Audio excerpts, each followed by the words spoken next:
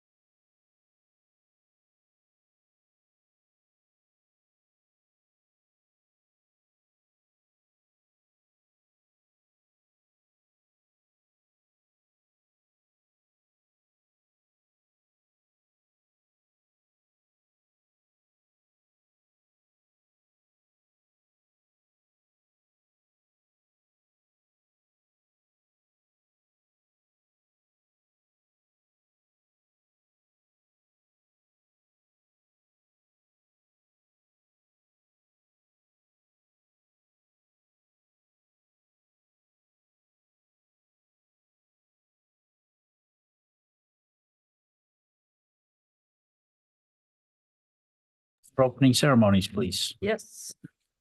Yes, with tomorrow being the first day of Memorial Day weekend, I thought it'd be appropriate just to take a moment to think about the purpose of Memorial Day and the fact that we have a lot of men and women who serve our country. And I think at our last council meeting, we also had a veteran come and give a prayer, which was a great opportunity. So I just wanted to give a verbal appreciation to all those men and women who serve currently, and especially those who've given the ultimate sacrifice, and recognize that we are very, very blessed people for living where we live and how we live, and that comes at a great price. And so I just wanted to express my appreciation for all of our troops serving past and present. And with that, to ask us to share the Pledge of Allegiance.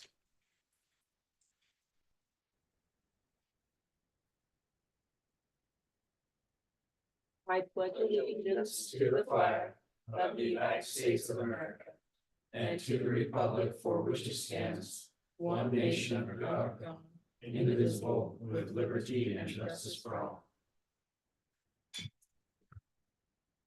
Aaron, thank you very much for that. Very appropriate. Thanks.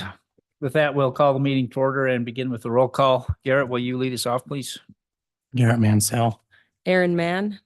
Nathan Lowerson. Larry Jacobson, and if you're in front of a mic with city staff, go ahead. Robert, city planner. Justin Mullen, city engineer. City manager. Oh, you know you have a performance review tonight, don't you? Know your title. Cheryl Wadley, city recorder. And then I'll introduce our new city manager, Tom Dickinson. Our city engineer, Tom Dickinson. We welcome Mr. Wells from Wellsville and we enjoy your discussion with us tonight. Appreciate you being here. Other folks that are here are on the agenda, so we'll introduce them when they come up. Council, I'd ask you to consider the minutes from May 2nd, 2024, and also tonight's agenda as presented. Motion to approve both. Motion from Norm to approve. Is there a second? Second from Garrett. Any discussion, please? Go ahead. I had talked to Chad earlier, and I know that he wanted to make sure that he and the consultant were here in a timely manner. I don't know if we need to, This is on the Suspend or- indoor recreation Yeah. feasibility. or just be ready to suspend if they show up and we're in a place where we can. I don't know what would be preferred. Yeah, if it's okay with the council, I think we'll take that in real time. Okay. And be willing to suspend the agenda and swap 12 and 13. If that's okay with you. We'll teach them to be 5 minutes later than when we start the discussion, because they're gonna listen to a budget workshop instead for most of the time they're here. Not to suppress a motion that you might have. Nope. Okay, no motion to amend. Excellent. Is there any further discussion? I'm sorry. That's Mr. Brent, I'm sorry, what's your last name? Tippins. With BCBO. With VCBO. Oh, we're just talking about when we're going to get to that item on the agenda. Did you know it's not right at the top? Okay. And we probably won't bump you any deeper, is what we just decided. So we'll move through the agenda as quick as we can. Thank you for being here, Mr. Brent, right? Okay, thanks. With that, if there's no objection, we'll vote on the motion for minutes and agenda. Any objection? Seeing none, those in favor, please say aye. Aye. Any opposed? Motion passes 4-0. Thank you. Next, we have a public comment period. Anyone who would like to address the council on any topic that is germane to Nibley City governance is welcome to do so. And do we have anyone signed up? No, but that doesn't mean you have to be signed up in order to tell us what you think. So we'll give it a minute. That's about a minute. Let's close the public comment period and move straight into the planning commission report. Levi, are you ready for that, please? Yeah, so item number 7 was one of the items considered by the planning commission, so I'll get into more detail when we get to that item. In addition to that item, the planning commission also had a workshop on parking standards. Staff gave a presentation about, our existing standards and in general, why parking standards are important. And when I say parking standards, I mean minimum parking that's required with new development, dependent upon use. And, you know, it was discussed that updating those standards was something that we should do. And so staff's gonna do some additional research on that. The standards we currently have are, you know, decades old, just in need of review. There, we discussed different approaches to parking standards, and you know, it'll be discussed further with planning commission. There wasn't a real definitive anything too specific on it at the time, but just how we'd approach that. And so, yeah, we'll continue to discuss that. It'll probably take a few meetings before the council would hear a specific proposal. That's it. Okay, thank you. And then we've also got the open subdivision amendment in front of us. Appreciate the planning commission's work on that. You'll address their recommendation, I assume, when we get to that. Okay. All right, next then, we'll move right to a presentation from Leanne Hansen. Thank you very much, Leanne, for being here from Cache Valley Transit District, and also Todd Butler, Director of the Cache Valley Transit District.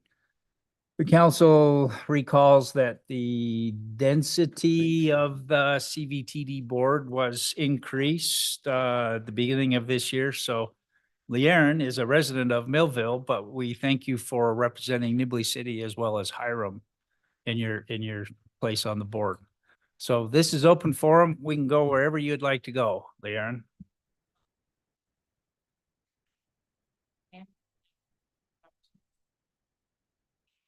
Millville and Hiram. And so with that, if you guys have any questions or anything you want me to take back to the board, please ask, and I know I've got my pen and. So I just want to give you a general update on the exciting things the CVTD is doing. Always working, we're always working hard at things. And just to start, we always go back to kind of the why of the CVTD and what our goals are, what we envision, and it really comes down to people, serving people in Cache Valley, in our communities. At the end of the day, the district is about getting people to the places that matter most to them. So many people use the buses for getting to employment, training, healthcare, shopping, visiting family, friends. It offers great transportation to people who are at or reliable transportation at the moment.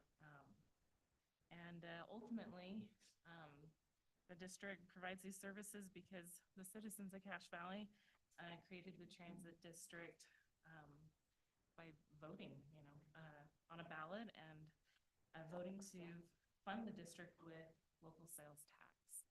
And so it receives support all over the valley, even from those who don't use it.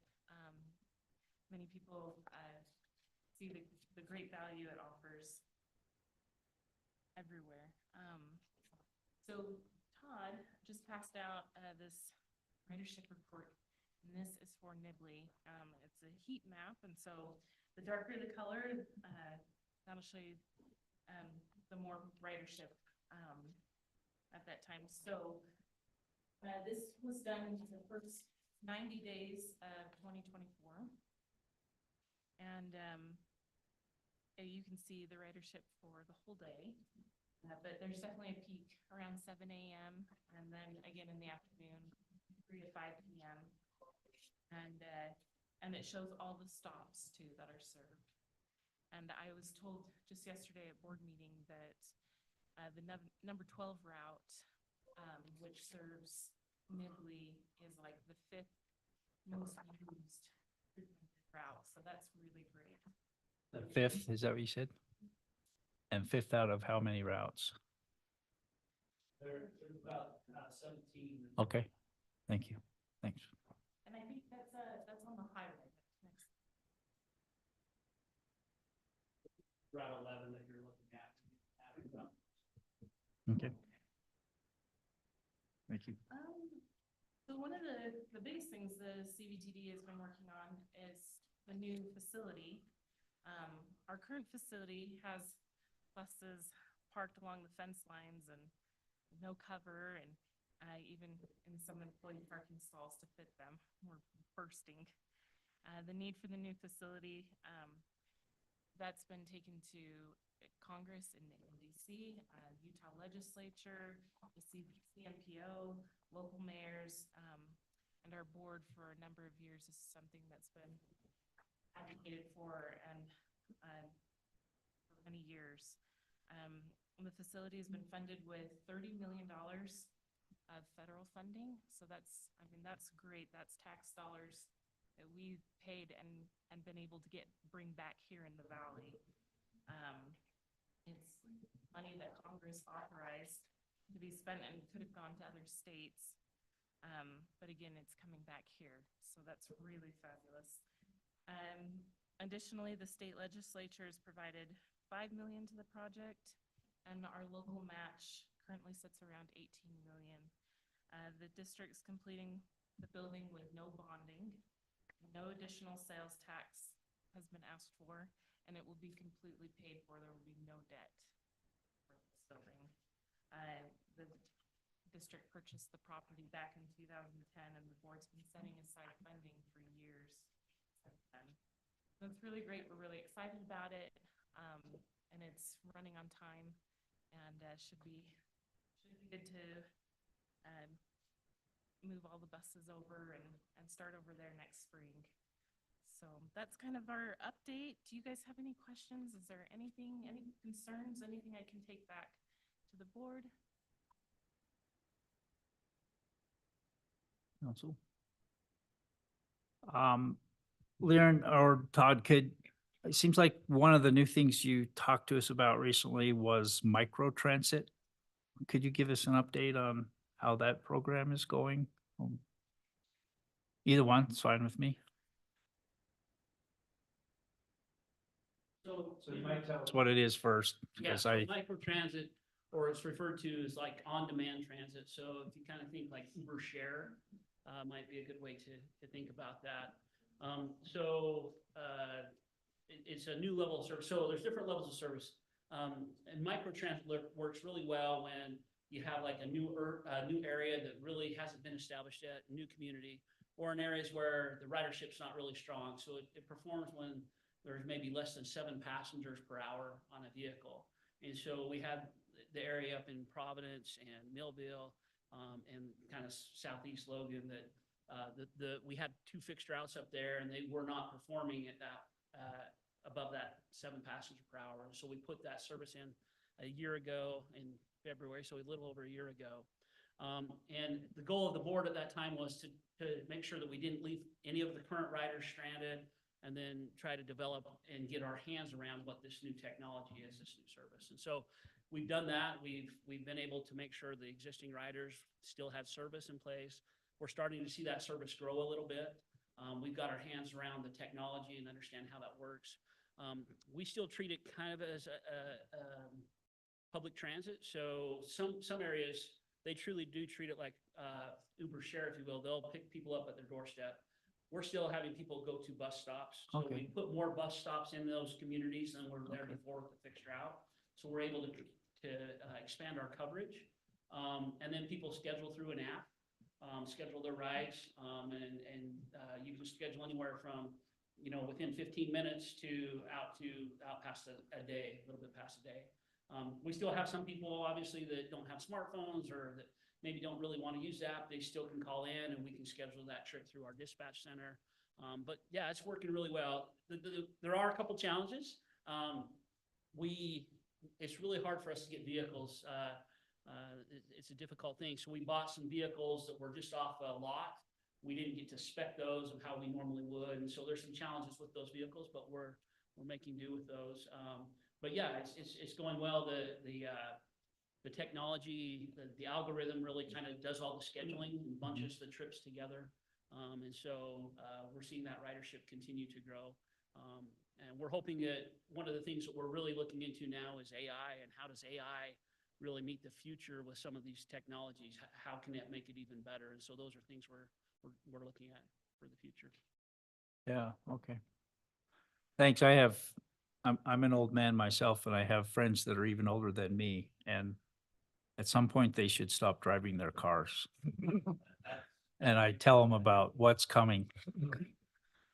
And so I appreciate that. And if I could add something, because I was involved a little bit on the study when you were looking at microtransit, and one of the scenarios did actually look at microtransit for Nibley area, you know, kind of where Route 11 goes. And I think and you can correct me if I'm wrong, Todd, they determined at the time that there was enough ridership on Route 11 to keep that route rather than go to microtransit. It could serve it more efficiently with the bus route. But it was looked at, right? For sure. Yeah. Yeah, and Levi did participate and gave us great feedback, and so yeah, that's really the case. Route 11 is one of our higher performing routes, but it's also one of our longer routes. So as we look kind of to the future, just maybe a little bit of insight of kind of maybe where we're going. We just had Hyde Park open 200 East, a section of 200 East, and we've got a section to Smithfield yet to go. But once that 200 East is really open, we're going to have this north-south corridor from Smithfield down to Providence, you know, and we really see that will be another backbone where we can put an express bus that's more frequent. And then we really look at how do we develop a northern transfer point, a southern transfer point for kind of these outlying areas, you know, so the South Valley, the North Valley, and then Logan, the transit center will still be kind of Logan's transfer point.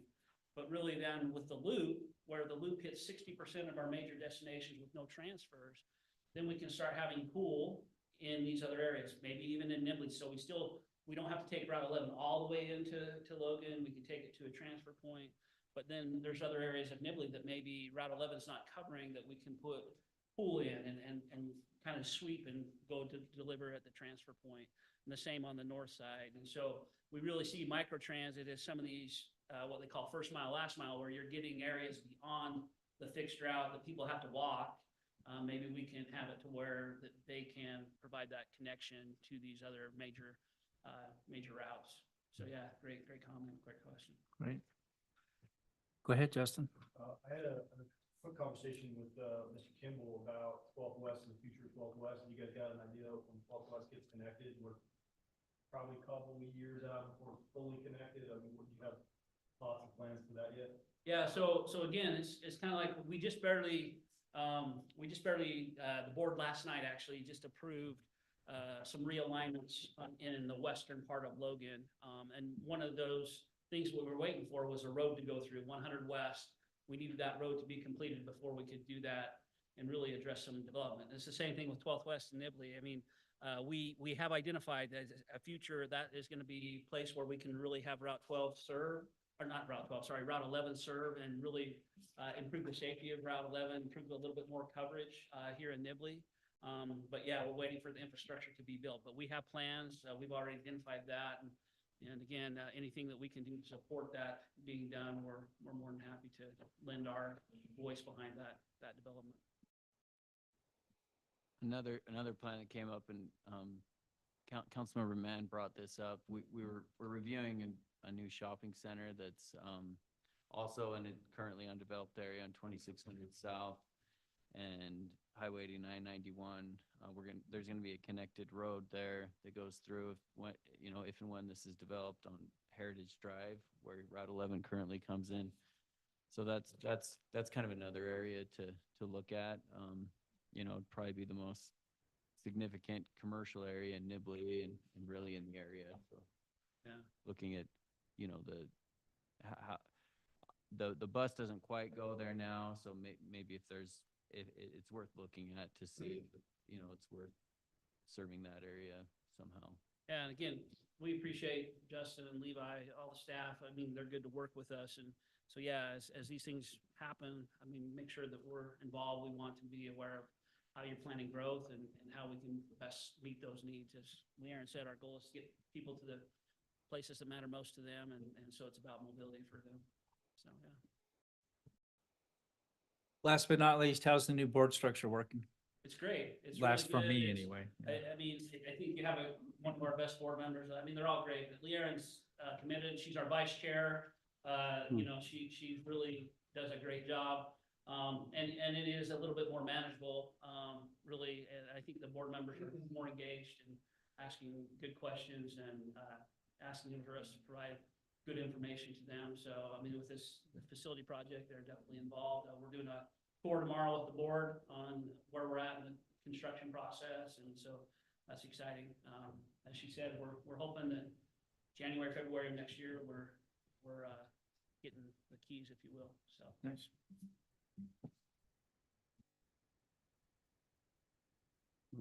Leanne, why don't you stand up so we can thank you along with Todd, both of you. Thanks for your service. We appreciate what you do. Great, thanks.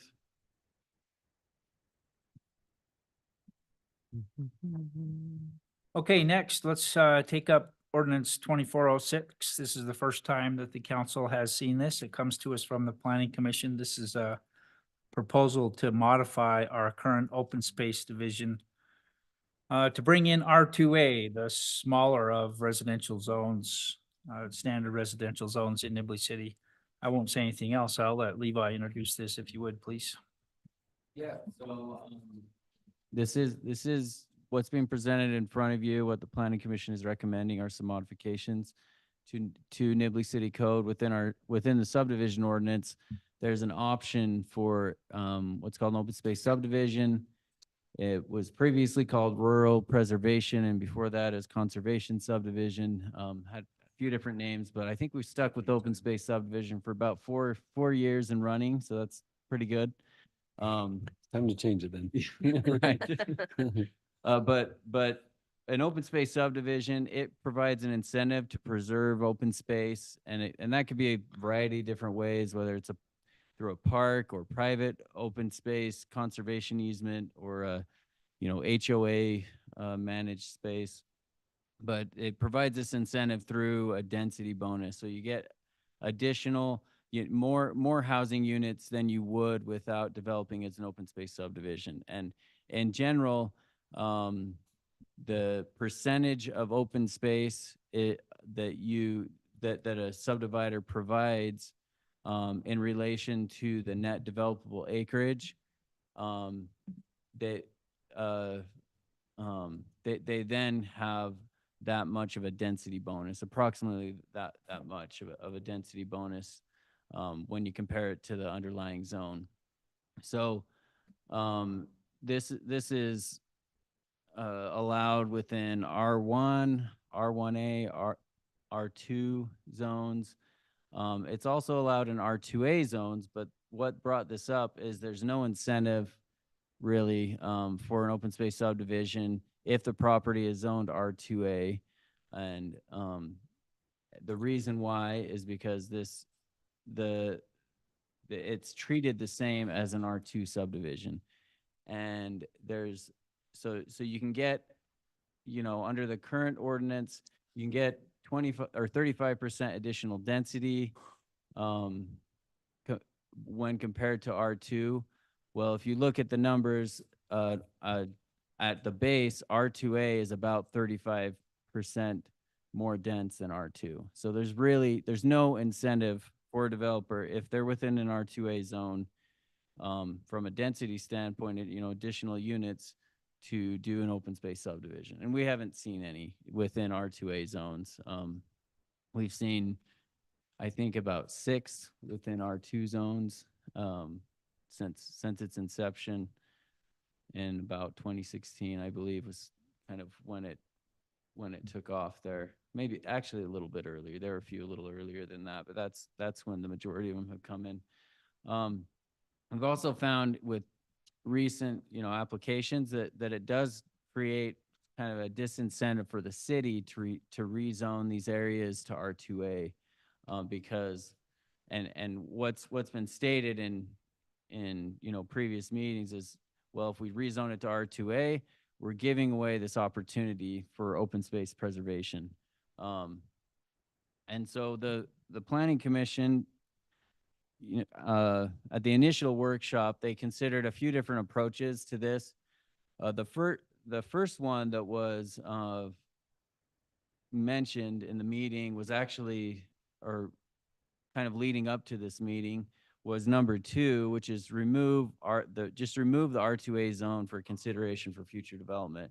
So just take it out of the equation so that there's always going to be an incentive through an R2 or one of the other zones to preserve open space. Now number 1, or I guess I'll do 2, 3, then 1. Sorry, I'm going out of order. Levi, could I just, for folks that may not be familiar with our nomenclature, can you briefly recap densities in R2 Yeah, and yeah. R2A? Could you do Sorry, that yeah. for So us? the base density for R1 is 1 acre lots. R1A is 3/4 acre. R2 is half acre. And then R2A on average is 14,000 square feet. So about a third of an acre, a little less than a third, like 0.32 acres. They could be as small as 12,000 square foot lots, but on average it's 14,000. Thanks. So that's the base density, but to make the numbers work, they allow as small within an open space subdivision, for example, an R2A zone, depending on how much open space you provide, you can get lots as small as 7,800 square feet. And that's kind of, if you look at some of the subdivisions that have recently developed, Mount Vista, Nibley Farms, there's several 8,000 square foot lots in there. And so that's about a fifth of an acre. But so one approach to this is just to take that zone out of consideration. Another one that was discussed, was to limit the R2A zones to smaller areas. So that just, with the recognition that, if it's smaller acreage, maybe an open space subdivision doesn't quite work. And so that might be appropriate to rezone those smaller areas. However, what the route that the Planning Commission recommended and what's really led to what's in front of you is that first amendment, which is to amend the open space subdivision code to allow additional density based upon the R2A zoning. And this is intended to incentivize its use within an R2A zone. Now this means the allowance of smaller lot sizes and a density bonus from the approximately third acre, 3 units per acre zone.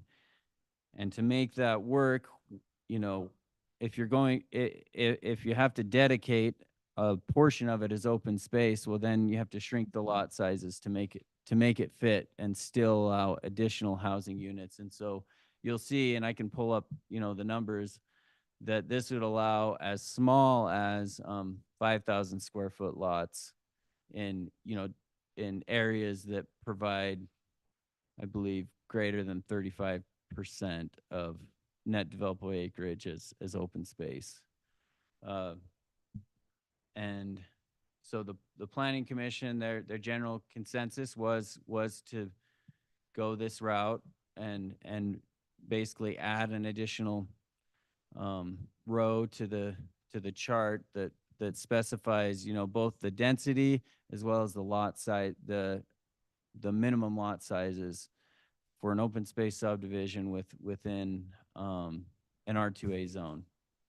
And part of the reason for this is, we've already talked about incentivizing open space preservation, but it also improves the perspective of housing affordability. If it's just becoming more and more necessary to provide these smaller lot sizes to provide more affordable housing. When we talk about affordable housing, I'm not necessarily saying that they're going to reach the threshold of what we call moderate income housing, but it's comparatively more affordable to have a 5,000 square foot lot than a 10,000 or 20,000 square foot lot. So you just more housing options. Yeah, more housing options, and really the level of density we're talking about. The city has approved three RPUD developments. And then, we've also approved these open space subdivision R2 zones. It's really something in between that. It's really not quite the density of an RPUD. And what's being presented, there's really no option for multifamily housing. It's smaller lots, if the open space is provided. And so the minimum lot size range on the chart, again, depending on the amount of open space, is 5,000 to 7,200 square feet. But then the average on the high end, or I guess on the low end of lot sizes is 5,800 square feet up to 8,400 square feet. Again, depending on how much open space is provided, and it's kind of stratified that way. The minimum lot width is also modified depending on the minimum lot size. And so that's just for feasibility of development. So if you have a 5,000 square foot lot, it doesn't make a lot of sense to require 100 feet of frontage. You have a lot of you have a lot of wide lots that aren't very deep. And that this just allows for, a 50 by 100 foot lot, for example, if you have a 5,000 square foot Did you have a question, Norm? lot there. I just, but townhomes are not involved in this. They're just all individual Yeah, homes. It was Uh-huh. briefly discussed, and Yeah. ultimately they, Yeah. that's still reserved for these other zones. Okay. But the base zone of R2A still wouldn't allow, for townhomes or other product types. So really, all those ranges are established by how much open space. Right. The, It's all the- dependent the on bonus open space. density. Yeah. Yep. Okay, thanks. And then, so one other adjustment, this is kind of a minor adjustment, but within the current ordinance, if you provide, for example, 35% of your net or 40% of your net developable acreage as open space, then you get 35% additional density. Well, that was upped by 5%, and that's actually only different within the R2A zone. In this recommendation, that's up by 5%. So really, it matches however much open space you provide, you get that additional density. And it's in increments of 5%. And so that was adjusted in the R2 zone, and then it's also matched in the R2A zone, so that there's a slight adjustment there. Something else, and this is a new chart in the ordinance, and there's actually a few adjustments that affect every zone, but it's primarily the R2A and R2 zones. There's some adjusted minimum setbacks within that, depending on the size of the lot and which zone it's in. And really the intent here is to provide adequate building footprint for a house. We have had a few cases of open space subdivisions where it's been very difficult to build a one level house on it, because the building footprint's relatively small. And so really with the smaller lot size, it allows for adequate building footprint. The 5 feet is what would apply to really, the kind of 6,000 square feet lots, and then it goes up from there. Those actually, so 5 foot side yard, 20 foot front yard, and 15 foot rear yard. That's the standard within the RPUD subdivision for single family lots. And so it's kind of taking it from there and then going up depending on the lot size. And again, that's just to allow for feasible, adequate building footprint in those areas with smaller lot sizes. Again, I can bring up the chart if you want to get into the weeds of the ordinance, but the Planning Commission's recommendation is approval. of this ordinance change.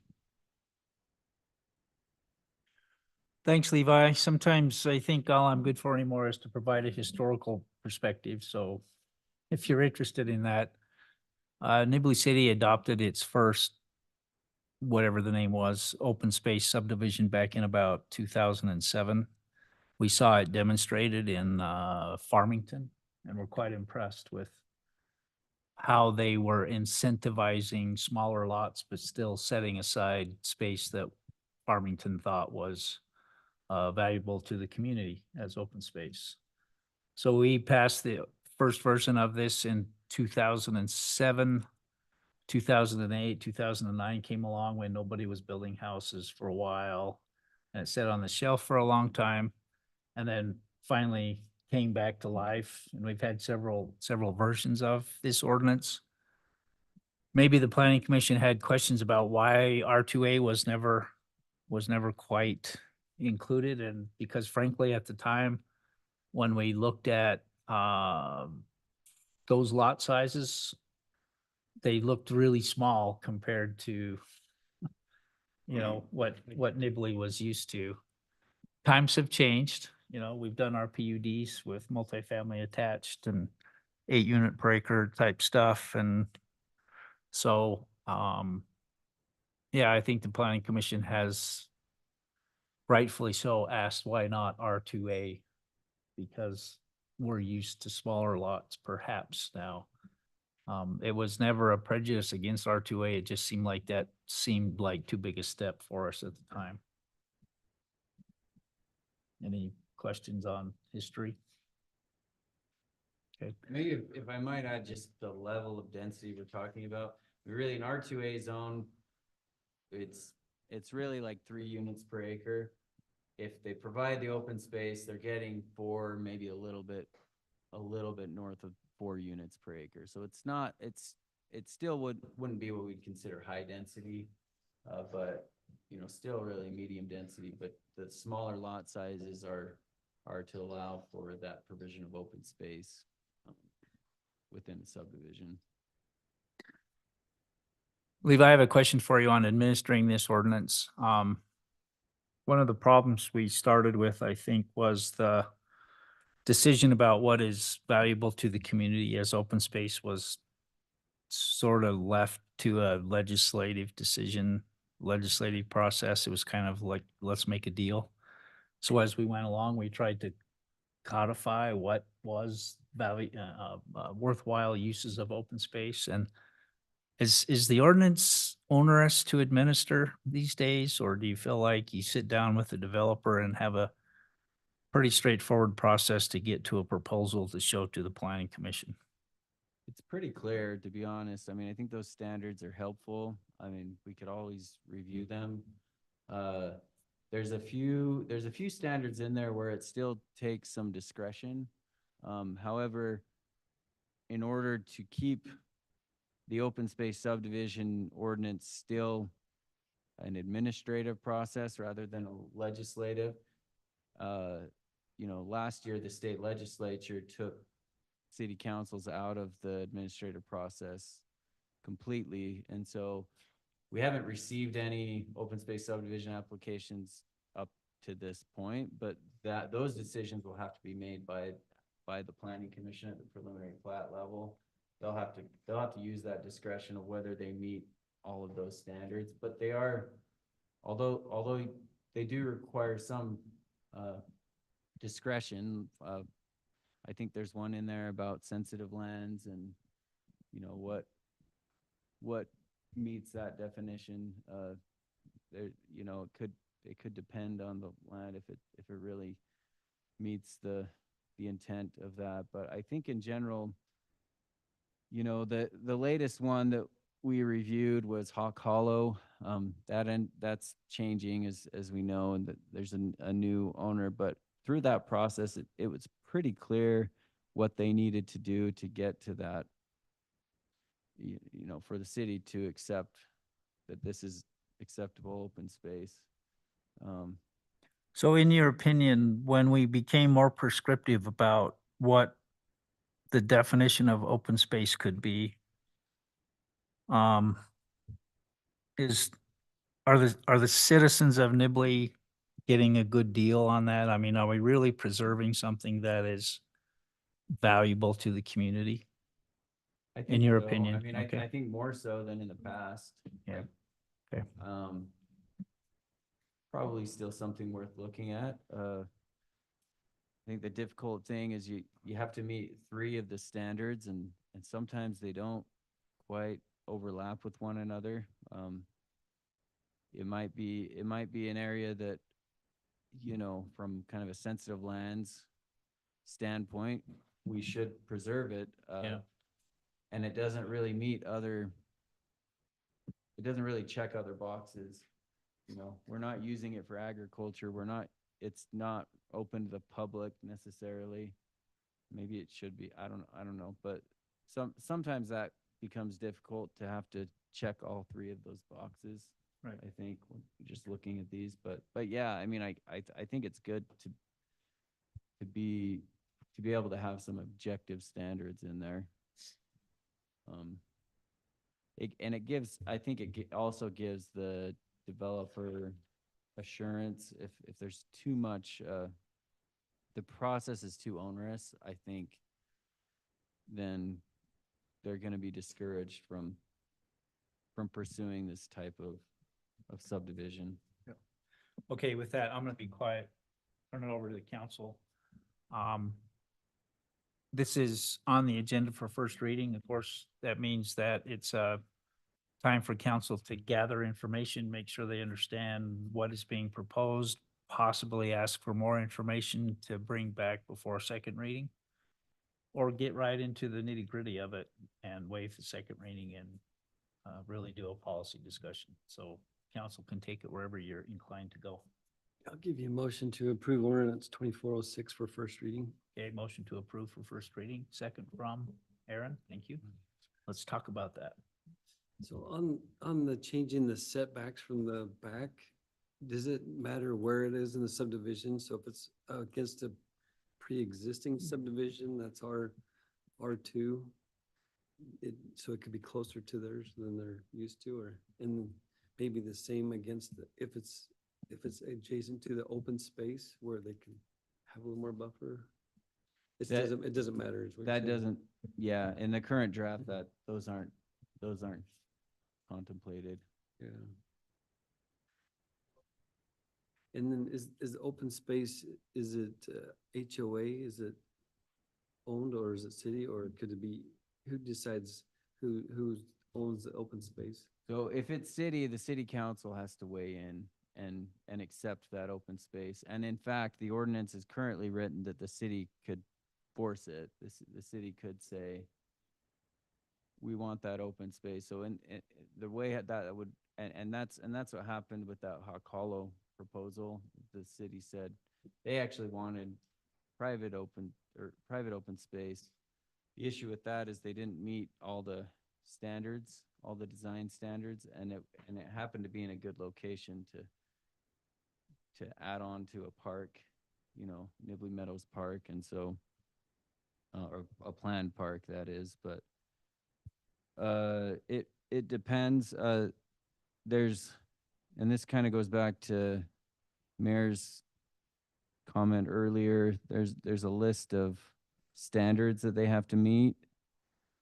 Let's see here if I can find it. I thought it was more. And just to be clear, none of these are proposed to be changed with this modification.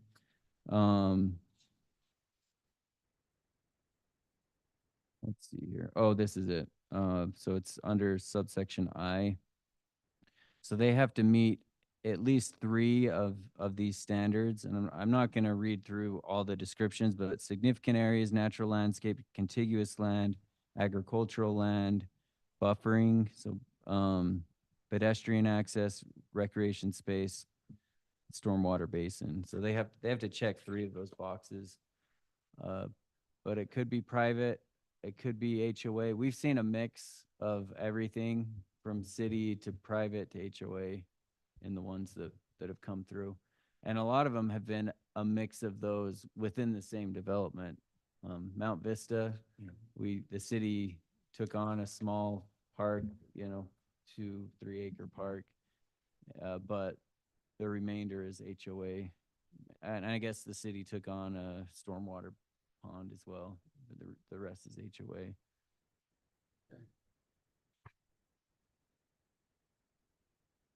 What else, council? Sorry, Garrett. So, I mean, I was part of like 4 revisions on this thing.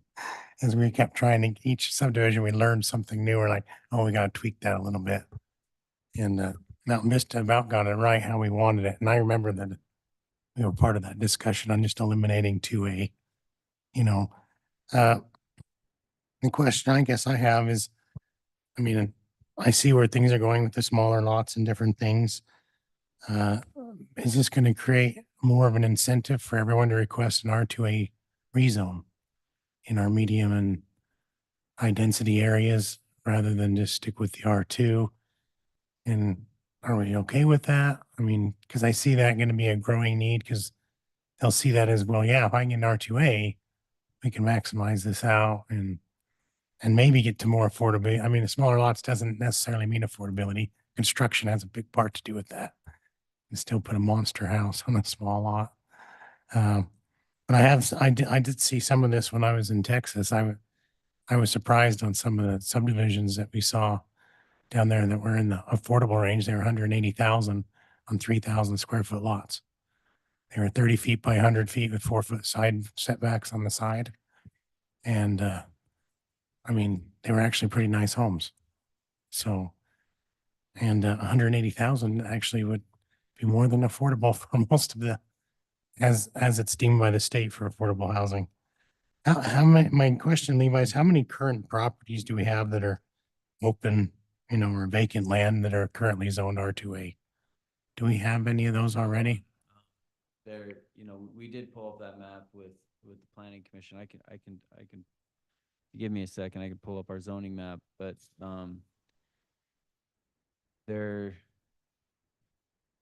yeah, just a second here. I think I do it, but it's, they're pretty few and far between. And so, yeah, I mean, I think to your point, there probably would be some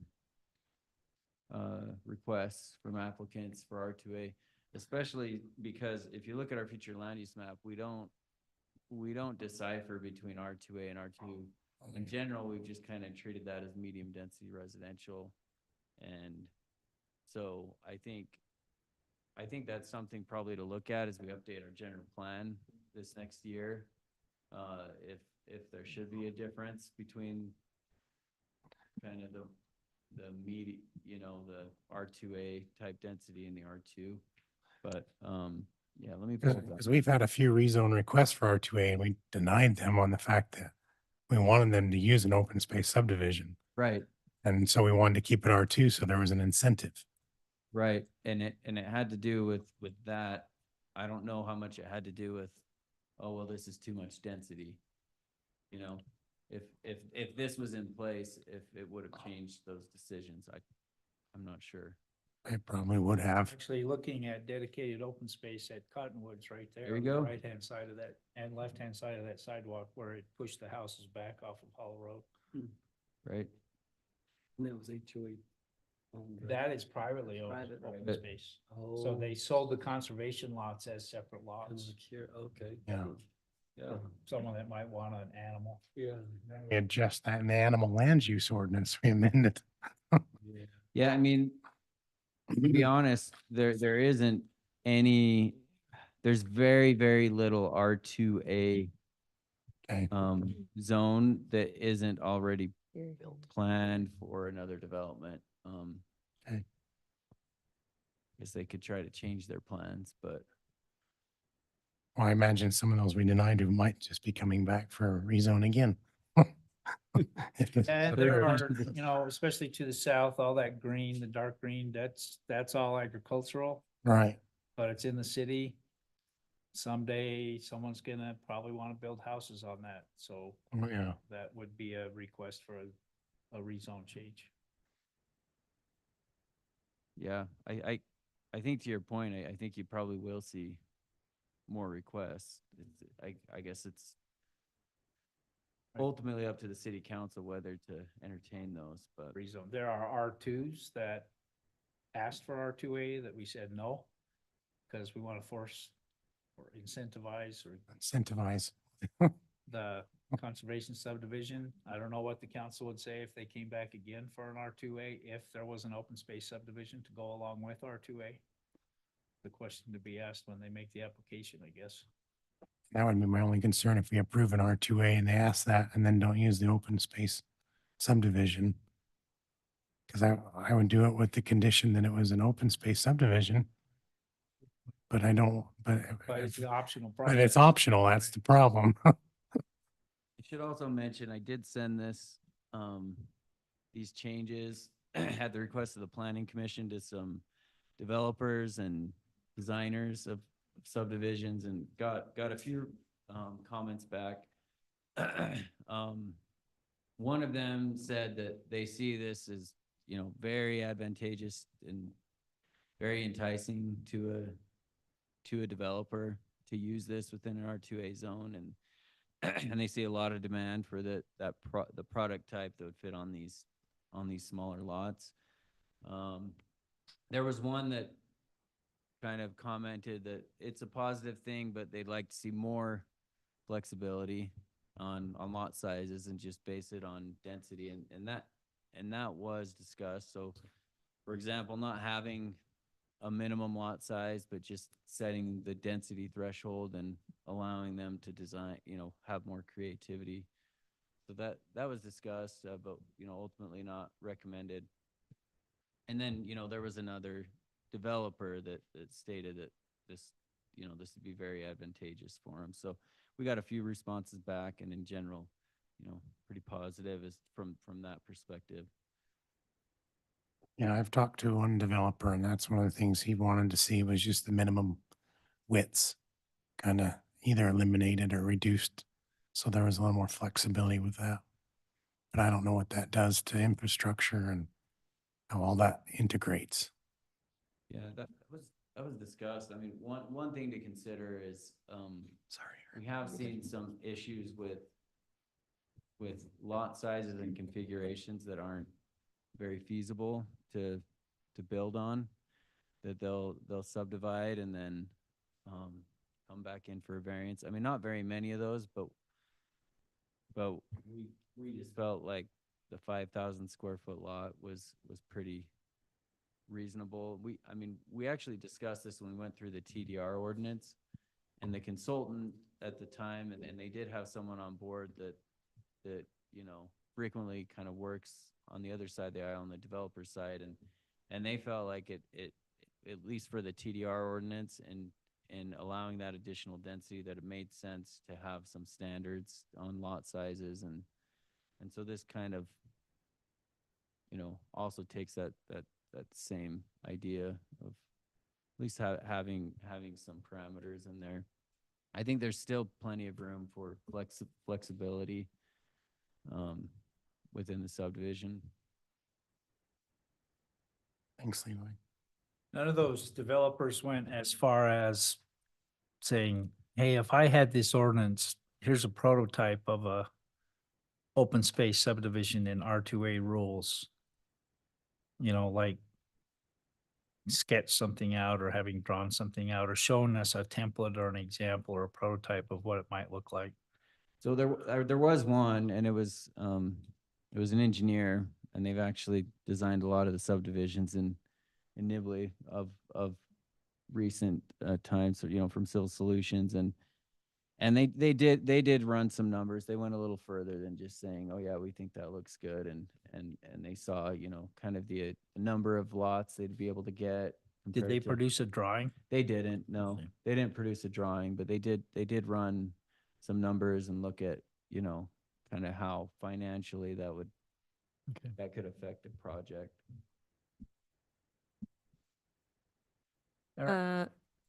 So if a developer came in and wanted to rezone from, say, R2 to R2A, and we had made this suggested change, they don't necessarily have to have their initial plat like ready so that they could change to R2A and stick with the base 35% smaller lots and not do an open space subdivision, correct? Yeah. Right. Just as they could in any zone. It's Yeah. not obligatory, it's an option. Yeah. Okay. Yep. This wouldn't change any of the side or rear yard requirements for current R2A, would it? For the, no. Like homes that are already built? Only Okay. within, no. Only for new within- development. Only for new development, open space subdivision. Yeah. Right. Okay. I don't think I heard this in the planning commission meeting, but correct me if I'm wrong, there wasn't any conversation made about giving an extra density bonus for like affordability breaks for new buyers, was there? Like the idea of like having stipulations of selling to like public, people who work for public government or I don't know, first time home buyers or anything. Like a deed restriction. No, Like, yeah, like a deed restriction. no, that wasn't within the scope. of Okay. this All right. Consideration. 'Kay. That is something that's within the plan Right. for consideration, but not within this ordinance change. Thanks. Those are interesting questions. The council has shown reluctance to rezone stuff to R2A because we'd like to see open space subdivisions. It seems like there's a remedy that would include this R2A open space subdivision is to go change the R2A zone to say you shall not develop unless you do a open space subdivision. Right. As a stipulation. Yeah, I Do mean, that this, would yeah. be changing a different part of the ordinance, but Yes. council might consider that. Right. Because there's always the option, people could come in and not do the open space subdivision, but still do R2A density. Yeah. Nathan? Great segue into some of my thoughts or I guess direction for staff and for us to think about before second reading. So I feel like some of our incentives over the years are now starting to compete too much and our zones are competing and our incentives are competing with each other. And like was just alluded to, I'll start there, that if we want open space subdivisions to be required, I think it's time to write it into our zoning requirements rather than, when was the last time we had a cluster subdivision even proposed? Right, there's things in there that I think we just, if we want them, we need to write them into the zoning requirements. And this might be one of them, as Mayor just talked about. Something that I think would help, and I started to do it but didn't complete because I just didn't complete it, is to outline the mixed residential ordinance that we currently have with these proposed changes to see the difference, because I think they're close in as far as like setbacks and minimum lot sizes and some of that. And there's open space requirements in our mixed residential zone as well. And I'm just curious if they're the same design, but just on bigger and smaller scales. One would allow multifamily and one would not. That's a big difference. That's a big difference. One would allow commercial, one would not. But I would be interested to see just like as far as standards and stuff and some of the changes that are being proposed, how they match out and if they're very different. Does that make sense, Justin? Better ask Levi if it makes sense. Levi's not in his. The mixed residential zone was patterned largely after our PUD. Yeah. Zone, so it's gonna look very similar to that. The difference is it's prescriptive on the amount of open space, 35% across the board. In this, and it's an overlay zone, so, you know, in that case, Is it? well, not the RPUD is an overlay RPUD, zone. yeah, okay, RM mixed, is okay, not, yeah. is not. Is currently only specific to one location in town. It's not even in our city. Right. Um, Yeah, That's an optimistic zone, isn't it? yeah, we never finished. and the density level's higher. It is, yeah. But, and it also gets into mix of units and so.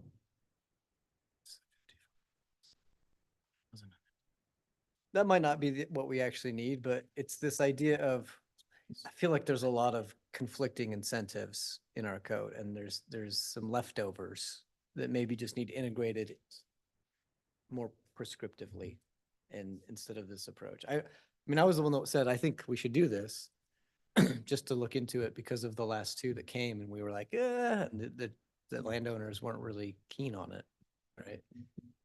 I think the difficult thing was requiring an open space subdivision is, I mean, there's a couple issues there. In some cases, it just doesn't make a lot of sense to require, to preserve open space because of the lot or the location. And also, in some cases, we're actually requiring them to dedicate land to the city. That may run into actual kind of legal issues there, of exactions of, can we outright require that or just have it as an option? Right? So I'm not certain, that's kind of a legal question, but I think that's part of the issue with outright requiring it, is it may not be appropriate in every location. For example, heritage, I mean, and there's all different sizes and of land and locations. But just for example, a recent subdivision, R2A subdivision, Heritage Crossing near the, where the roundabout is, 3200 South. I don't know the exact acreage on that. I want to say it's 8 acres, something like that. Maybe less. I would like Closer to 5 or 7.4. 6. Yeah. Like 7.4. It's smaller than that. I mean, there might have been a little bit of area to preserve open space, but there's not a whole lot there. I mean, just looking at kind of that smaller area, maybe they could have done some kind of a buffer along the street. Maybe there's something they could have done, but I'm not sure if that's all that bad to do a standard subdivision in a constrained site like that. Where there's really, limitations and it's difficult to design open space and when you're only going to get a half an acre or an acre of it. That's helpful. Thanks.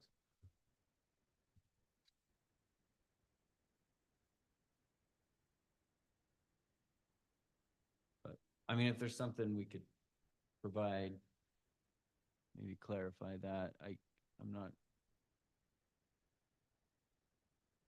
I mean, are you asking for like a side-by-side comparison of the different options or? I was, but I don't know if I am anymore. I mean, to your point, there are, you could call them competing incentives within our ordinance. They're also just options, right? Mhm. Depending on the location, there's different tools that may work in one location and not. Well, I think that we as a city like to figure those out case by case in a legislative manner. And that's not as easy as it used to be. Yeah. So these kind of decisions, I think, are Good point. more important. And I do want to speed up the process. I think that's good.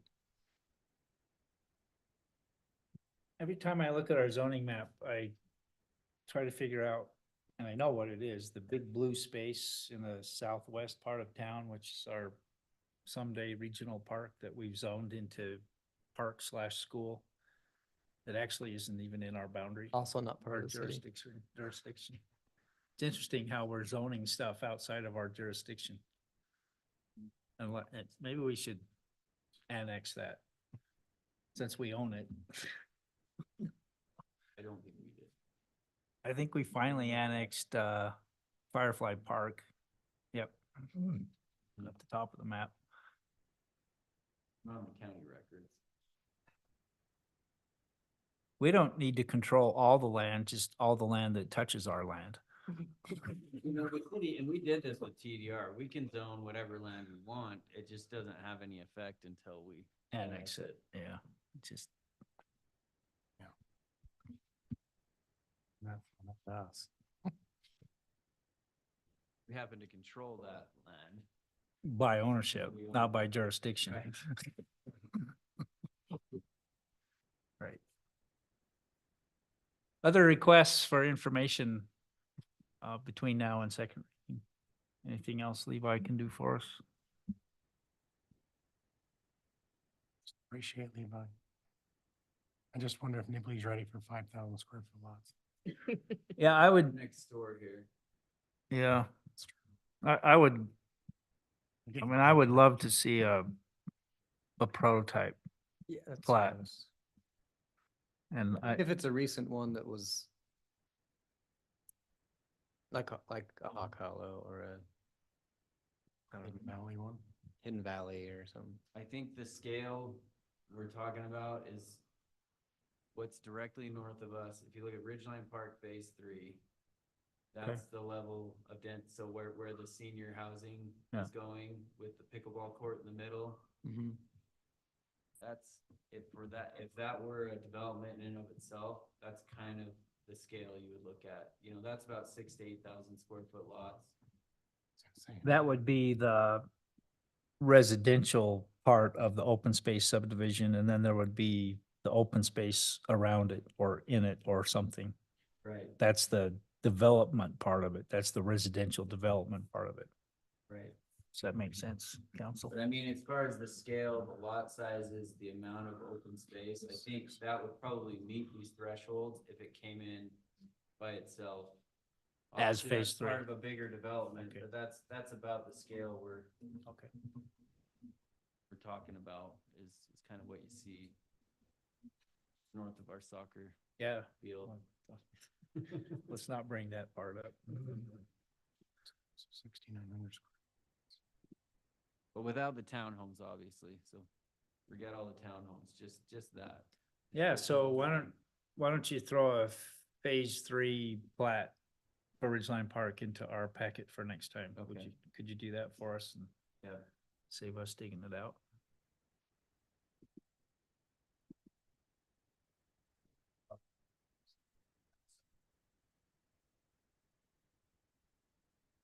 Oh, yeah, maybe there's something outside of Nibley City that would look like this. Southwest Logan, Rose Hill subdivisions, what's that one south, Spring Creek Crossing?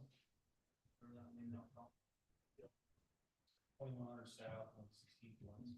If you want to Okay. drive around and look at it. Yeah, maybe you could Yeah, Spring Creek reference Crossing, that in the that's a packet. good for one on second 20th. reading. Spring Creek Crossing is a good one. It's on 20th South, just west of the highway. It's got, you know, you're here from Wellsville. I'm sure Levi would be happy to, if you guys are thinking about this, I'm sure I'll volunteer, Levi would be happy to show you some of these on the ground. Maybe not an R2A because we haven't adopted that, but something, you know, that we've built. And I'm volunteering you for something, Levi. If you, silence is acceptance.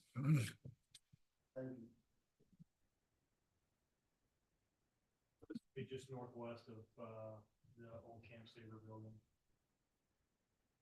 All those, Yeah, that makes it look pretty Labels. dense. there's too many labels. And Right. get rid of the parcel ID. But there is some open space around it, the trail there to the south, right? But just to the north of there, the other side of the slough, off 1800 south, is a little subdivision. I used to live in. Yeah. Got a little park. More open space. We'd have more open space. What's, than that one, though. Levi, eyeball the smallest lot right there and just see how big it is. Right. I mean, All right, That's is that your house? that was impressive. That's your house? I lived in that house. For the first 3 years of my marriage. I remember I that. didn't even mean to click that one. 0, so it's. And how it's was good. your experience living there? I didn't have, you know, I had good neighbors, I had some crazy neighbors, Yeah, that'd be 4,000. you know, but it was. Yeah, it was basically fun. 4,500 I used to square feet. park right in the backyard. Not, only half of that existed, I used to shoot my bow in that park, I can't imagine to be able to do that. So, I mean, it's fun, it's It's not what I wanted in the end, but it was a great place to start, for sure. Well, that's what Nibley needs is options for people not in the middle section of their life, right? We need options for people who are getting into homes and who are looking to get out of large homes. Because we have a lot of homes for people in the middle section of their life, but not on the front or the back end.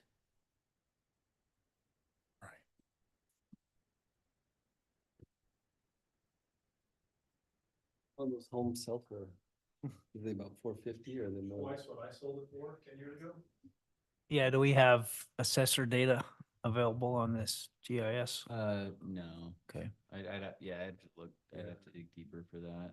We could just pull the tax roll off of core Yeah, or I'd have it.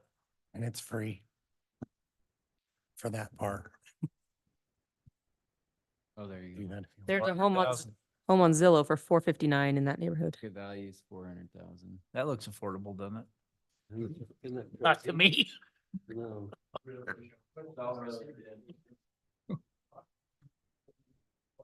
Half that. Yeah. Different time. So they're just giving people a housing option, not affordable housing. Yeah. I do like Aaron's idea of, I don't know if we're if we're ready for deed restriction, but I do think there should be some incentive there. Yeah, there's some legal things to look I at know. on deed restrictions, so we have to do a little more legal research on it than just slap it on. I wanna I don't see- mean that you were saying that you just slap it on, but I'd like to see how some of the cities are doing it that are doing it. Cause I know Lehigh and Saratoga Springs are doing it. How are they managing? How are they getting it's by? doable. But you have to make sure you're not creating discriminatory housing processes. Moab, for example, passed a deed restriction on multifamily housing that 1/3 of any multifamily housing project must be occupied by service workers, which is a completely different story than to put a income barrier on there. One's discriminatory and one's not. So I think it's a great idea. I think that we just need some guidance from council on that. A few months back, the planning commission did hold a workshop on that topic. And they, at the time, they said, yeah, let's not do that right now. The planning commission said that. Planning commission did. We didn't feel like we were ready. Yeah. For that. We researched it, we looked at different options, looked at what some other communities did. Staff did some research on that. Okay. Anything else on first reading, council? If there's no objection, we'll proceed with the vote. The motion is to adopt this ordinance on first reading and bring it back at our next meeting. Seeing no objection, those in favor, please say aye. Hi. Aye. None? Okay, thanks, Levi. Chad, what happened to the track banquet? But you weren't gonna be here till later. You didn't eat dinner? You just got the award and left? Oh, well, nice. So you see where I'm headed with this? Anyone want to make a motion or do you want me to make it? Nathan, go ahead. I'll make a motion to suspend the agenda and move the discussion on indoor recreation to current. You mean wraps or? the So that'll workshop? move number Yeah. 13 I don't have an agenda in front of me. up to 7.5. Not 13, 12. 12. 12. Thank you. Motion to move item 12 to 7.5. Second. Aaron, thanks. Discussion. All right, those in favor say aye. Aye. All right, so we'll do it. We're gonna try to take this out of order. So next up is discussion on and consideration. It turned into a resolution, as you all see, but really the discussion is to talk about indoor recreation space. And it's complicated a little bit now, as you know, because Nibley City has moved forward with a RFP and received and are almost ready to award contract to do the feasibility study. And now the county council has before them a recommendation from the RAPS and Restaurant Committee recommending body to put $200,000 into a regional indoor rec space feasibility study. So I'm actually not prepared to lead this discussion. I'm not sure anybody is. But you kind of know how we got here. Maybe Justin, we'll put you on the spot. Little bit of history, back up, right about the same time, and hopefully this is not news to you, but to try to capture it all into one discussion so we're on the same page. We put together our RFP, we sent that out, we went through a selection process, we selected VPBO to start as our consultant to help us start our feasibility study that was to focus on Nibley City with maybe some extras into our surrounding communities. And about that time, citizens groups started gathering people together from different municipalities. It started with Logan City's Recreation Advisory Committee, or what is the equivalent of our Parks and Rec Committee. They kind of got this ball rolling and got a bunch of people together, and it would happen to be like a week and a half before the RAPS tax applications were due, and somebody suggested that we put in a RAPS application to do a countywide feasibility study for indoor recreation space. So at that point, we came back to you guys and we're like, well, you want us to plow forward here? We want us to pause this. What do you guys want us to do? And we talked about, for now, we're betting on both horses. We'll support the county initiative. We'll move forward with them and be supportive of that. And at the same time, keep moving forward with where we were headed. And then it got a little more real when the RAPS committee actually recommended funding to fund the feasibility study. At the last county council meeting, there was some serious angst by the county council about that recommendation. So it was a big discussion about whether RAPS money should be used for feasibility studies and, whether recreation is a choice. Should we force people and it just kind of snowballed into this discussion. Since then, that citizens group has also been bouncing emails around about, whether it's RAPS eligible, whether it's not RAPS eligible. There was a lady that put together a very brief Google survey. It was just 3 simple questions. Where do you live? Are you supportive? I don't remember what the other question was. Sent that out. I think we've had a lot of cities have posted that. A lot of city council members have shared that on their own personal Facebook pages. I believe there's over 2,500 responses to that survey at this point, with 85% of them being overwhelmingly supportive of the feasibility study to see what and if an indoor indoor recreation facility could be constructed. Chad and I have been in the middle of that a little bit. We're trying to provide financial information. We provide some of that information to Council Member Lowerson to try to, we're trying to strategically feed this through channels from the right people to make certain points. And it's really kind of split right now at the county council whether it's going to happen or not.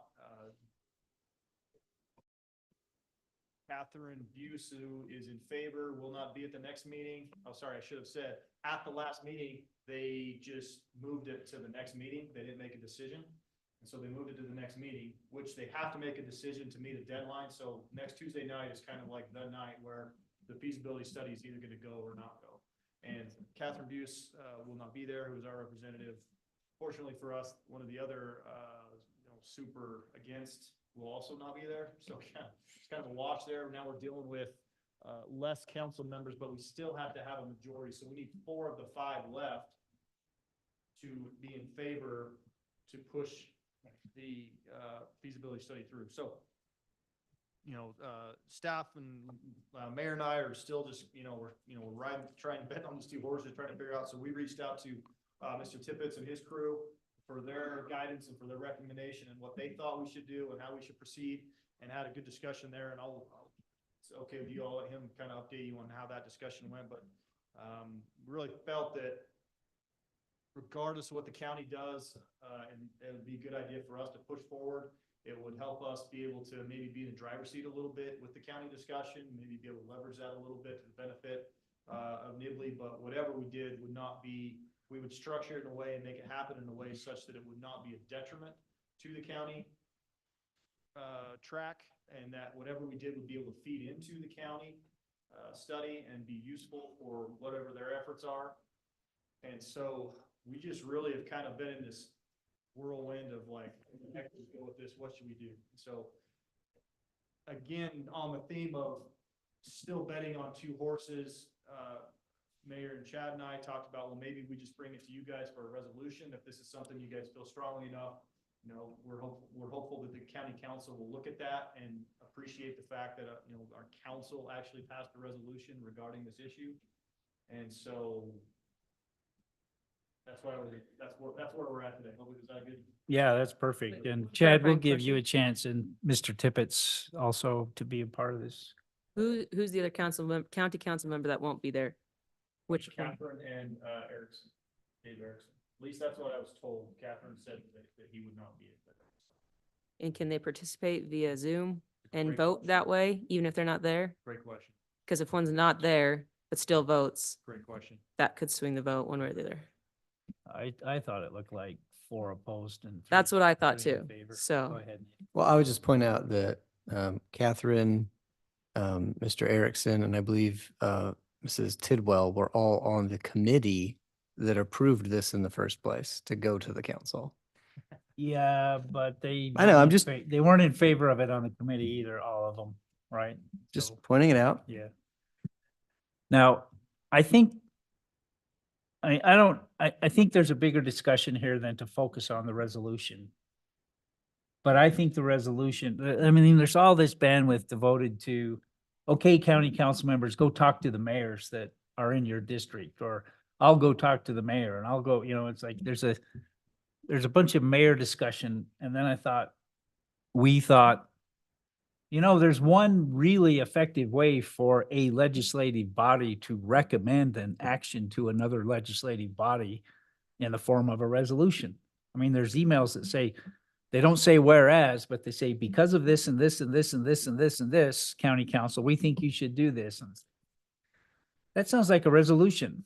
So this is a chance for the Nibley City Council, instead of that guy that's not so smart called the Nibley City Mayor, to weigh in on this as a council representing, the voting members of this council, instead of, Justin or me or Chad guessing about what you think. So that's why the resolution got put on the agenda just in time. But there's another discussion to be had about our own feasibility study, how it dovetails with the county's support or not support for a county feasibility study. Chad, what do you want to add to that? And Mr. Tippett, I called you Mr. Brent. I guess it's Brent Tippett, sorry. But thank you for attending. Yeah, I attended the county council meeting. I think I shared the link with most or all of you, or you've seen some of that. I might add, and I think Brent's gonna share some reasons why we might want to move forward, but in terms of representing Nibley citizens, I think they're better served if we do a study that's focused on what we've already explored in the RFP and in the contracts that we've drafted with BCBO. I think that's very important. I also think in terms of timeline, I mean, the county has not approved the funding for a feasibility study. And if they do, it's going to be a lengthy process to come up with that RFP. I mean, it took us quite some time to develop the RFP and select the consultant to explore this. So I think there's some timing that we want to consider, and I think we want to be in the driver's seat. And I think if we're ahead of the game and we have the data, we'll be in a better position to represent our community and perhaps others that may want to be a part of what we're doing. So I would just offer that. And recap for us where we are in the contract with VCBO.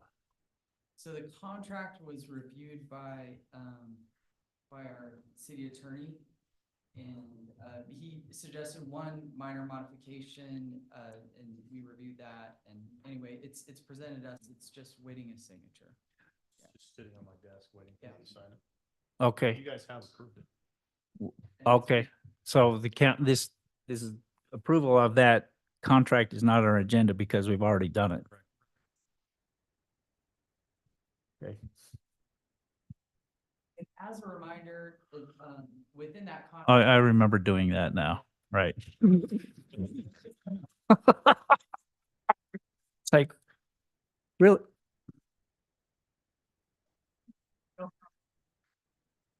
If I take my shoe off and start pounding, you know we're in trouble.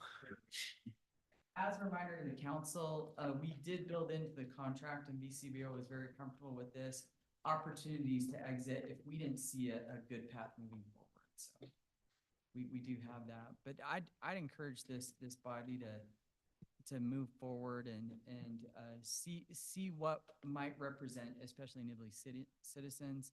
They've been asking about this for quite some time, and I feel we owe it to them to explore the question.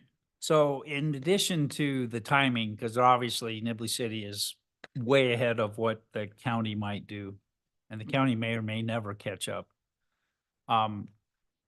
What are the other things that are different about a Nibley City feasibility study versus a county feasibility study? That's a good question. I wonder if we should let Brent take a stab at That's that fine. first, and I'll Yeah. kind of gather my thoughts, if that's all right. Welcome. Good evening. Let me first start off by saying I'm not here to sell you one way or the other. I'm just here if I can provide advice on how to proceed and move forward. I do have the unique perspective of having been involved in the development of a lot of recreation projects. So there's an interesting dynamic going on here, obviously, and I have to believe that the efforts by Nibley City foresight is actually forcing that issue in a positive direction, as you can see. And if it's in the best interest of Nibley City to work that feasibility study, I urge you to do it. If it's not in the best interest, then maybe hold off and see what it is. I'm fully supportive of that. So I just want to make that clear. A few of the factors I think that play into this for your consideration is one, that the timing, at least in my conversations with Justin and with Chad, is who knows how long the county's going to take. And with that need for expectations as you move forward. So that's certainly something for consideration. I do think that if you were to move forward, not only moving forward in feasibility study, but investigating the option of having some of your surrounding cities become involved in this project is something that we would investigate and have conversations with. And I believe that it would be to your advantage because obviously there'd be more people, there'd be more financial support available for it. But I also kind of look at the whole Cache County picture, and I look at that as a very big footprint. And I'm not sure that meets Nibley City's desires and needs, if that makes any sense, from the idea that, okay, the county decides to move forward with a project, and that project happens to be 30 miles away from Nibley City. Is that really in your interest, and is that really what your desires are? So that's something. I also think that, as I mentioned, with you kind of leading the charge and kind of influencing things at this point, moving forward with a feasibility study might allow for some control over the outcome, even with the county and their direction. Or getting county support. I can totally see, again, with the footprint of Cache County, that the outcome of a larger feasibility study would be that you wouldn't build one recreation facility, you'd potentially build multiple recreation facilities to meet the desires and the needs. And I think that could be a good outcome from the county side and looking at it. And if you're moving forward, it would just merely be, in my mind, them rolling into this project and grasping and either becoming a partner, participating in it or not at that point. So those are a few things that I'd offer. Anyway, I'll leave it at that for a minute unless you've got specific questions that you have that you Yeah, I think, Mr. Tibbetts, you hit on something very important that, you know, the ad hoc committee, county ad hoc committee and mayors and so on, and we've talked about it here, is what does not seem acceptable to Nibley city residents is to continue to drive to North Logan for indoor rec space, right? So I think it's the same kind of decision that the school district made when it was time to build a new high school. That didn't fly. It was time to build two new high schools, one north of Logan and one south of Logan. So, one of the big questions in my head is what is the appropriate scale, right? I mean, it would be fantastic for Nibley City to have control of its own destiny, to be agile, for this council to make the decisions, not wait for an entire county council who obviously doesn't show the same general enthusiasm as this council does to be able to move forward. On the other hand, you know, what can we afford to do on that scale? And now there's other variables. Well, if we bring in some other communities that are in the south end of the county, you know, that scale could increase and we could get some more amenities. That slows us down a little bit. So, I mean, I'm actually hoping that the feasibility study that Nibley City has outlined, or at least in addition to the contract that we've outlined, would help us understand those trade-offs of scale. And I think that's a really important part, and as I indicated, it would be in the interest of the city to try to reach out to those communities, try to get a bigger footprint for this facility and the involvement of it both as a partner and as a participant in it. So if, obviously that is one thing that would have to be looked at very closely in the feasibility. If I understand the timing, a little bit what was said here tonight is that they're making a decision on Tuesday. I think your idea of a resolution is an excellent idea because I think it'll influence that conversation, definitely. And moving forward, or basically creating, you have the option to opt out of our contract at any point in time. So, but moving forward with that contract, going into that Tuesday meeting could be a very positive thing, I think, as well. It's obvious that Nibley City's committed to move into recreation and to get something going. And if the outcome of that is positive, maybe we do put this on pause and see if it is. I think as much as you can start to influence the county by the resolution, by moving forward with this contract up to that point, which is a reality, is you have nothing to lose, but it seems like there's a lot to gain. Let me ask a frank question. You've put a lot of effort into getting the contract to this point. Nibley City has put a huge amount of effort into getting it to this point. You said that we have the option of not moving forward with the contract at any point. It must be written that way, or, you know, that, I don't think you would say that. Do you feel cheated? Do you feel like you've been treated unfairly by Nibley City? Understanding the dynamics. I mean, if we got to this point and you just decided, oh, we changed our mind, I'd probably feel that way. But in reality, I can see the bigger picture here. And I mean this sincerely. What I want is the best thing for Nibley. And if the best thing is to pursue things with the county, I'm fully acceptance of that. I have no problem. Thank you. That's gracious. Well, and I'll probably go after that feasibility study. Yeah, right. It's not like. I hope you I'm not would. trying to be altruistic. Right, right, right. It's just that I really want the best outcome. Yeah, you're right. Thank you.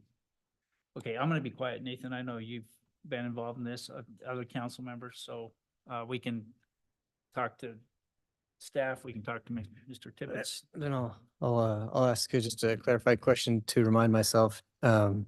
Staff mostly, I guess, would answer this, or our current scope with VCBO includes what other municipalities close to us? Nathan, that's a great question. So, as we put that RFP together, it was clear that they needed some parameters so that they could create some pricing. And so if I remember right, and Brent, correct me if I'm wrong, but we outlined a kind of a primary service area, and that's Nibley City. A secondary that would include the south part of the valley, and then a tertiary if we decided to go a little further. And I think our idea is we would explore cities that might be more cooperative with us and see if they might want to participate in our study. Both Hiram and Wellsville have indicated that they have some interest. In the case of Wellsville, based on Mayor Bailey's conversation with us, he said, well, if the Wellsville citizens are interested, we would likely move forward with some participation there. Scott indicated if you're doing a survey, and Scott's here today, correct me if I'm wrong, Scott said if you're doing a survey, we're happy to get that out and distribute that to our citizens. So we already have some communities. Well, and let me back up a little bit. Hiram City's very interested in what we're doing, and they've committed to cooperate in collecting data. Millville City, I have reached out to them. We haven't gotten very far with them. They're pretty occupied with the sewer situation, unfortunately. So that's where we're at now. And I will say this, both Hiram and Wellsville decided to participate in the USU Wellbeing Survey. On both of those surveys, one of the critical questions at the very end was, are you interested in indoor recreation and would you be willing to pay for it? They'll be getting the results of that soon. I could maybe expedite that a little bit by reaching out to the Courtney Flint at USU. But they're very interested in the results of that. And based on that, that would perhaps indicate their interest in pursuing. Does that answer that for you, Nick? Yeah, so the contract we have yet to sign Right. does not necessarily include the exact scope of what the tertiary and all those are, so it's just an agreement of what it might cost. Is that correct? Yeah, there's a range for that outreach in terms of a statistically valid survey, and I think that's kind of the phase 2. Yeah. Yeah, I think so. Yeah. All right. So my thoughts for council and everyone but is that we've always and should always be betting on both horses. And I think that it's going to serve Nibley well regardless, and that we continue to move forward in both supporting the county feasibility study as well as pushing forward with our own. And I think that as time passes, we'll actually learn more about what Nibley will get, because Nibley will probably still want to do something on top of what the county does. I understand the ideas of scale and all that, but I think Mr. Tibbetts did a good job of explaining why I feel the way I do. I do think that it would be nice for us to be a little more aggressive, whether that's staff or elected officials, to communicate with the neighboring cities and solicit their involvement in this study, even if it's financially helping with a larger scale survey, that we offer the ability to use the data themselves or whatnot. And I think that would expand throughout the county, as has been kind of talked about today. So So you're, just so I'm clear, you're talking about the quote unquote Nibley City feasibility. the Nibley City feasibility study. Yep. And that we just say, hey, anyone that wants on board, this is how much it costs to include your city. So do you not think that that's going to be dividing other cities' loyalties between a Nibley City feasibility study and a countywide study? Because one of the things that, Kind of like we are right now. right, yeah, like listening to that very inane county council meeting about the subject, you had a lot of people who were, a lot of council members who were saying, well, Nibley's already doing that. Good for them. Why do we need to? So I think that us moving forward is going to divide us away from the county very quickly. I think you're going to get all the naysayers on the county council who don't want this feasibility study. This will just push them further away from voting for it. My personal thoughts are, you're right, but my value of what we're doing is this is the way it should be done.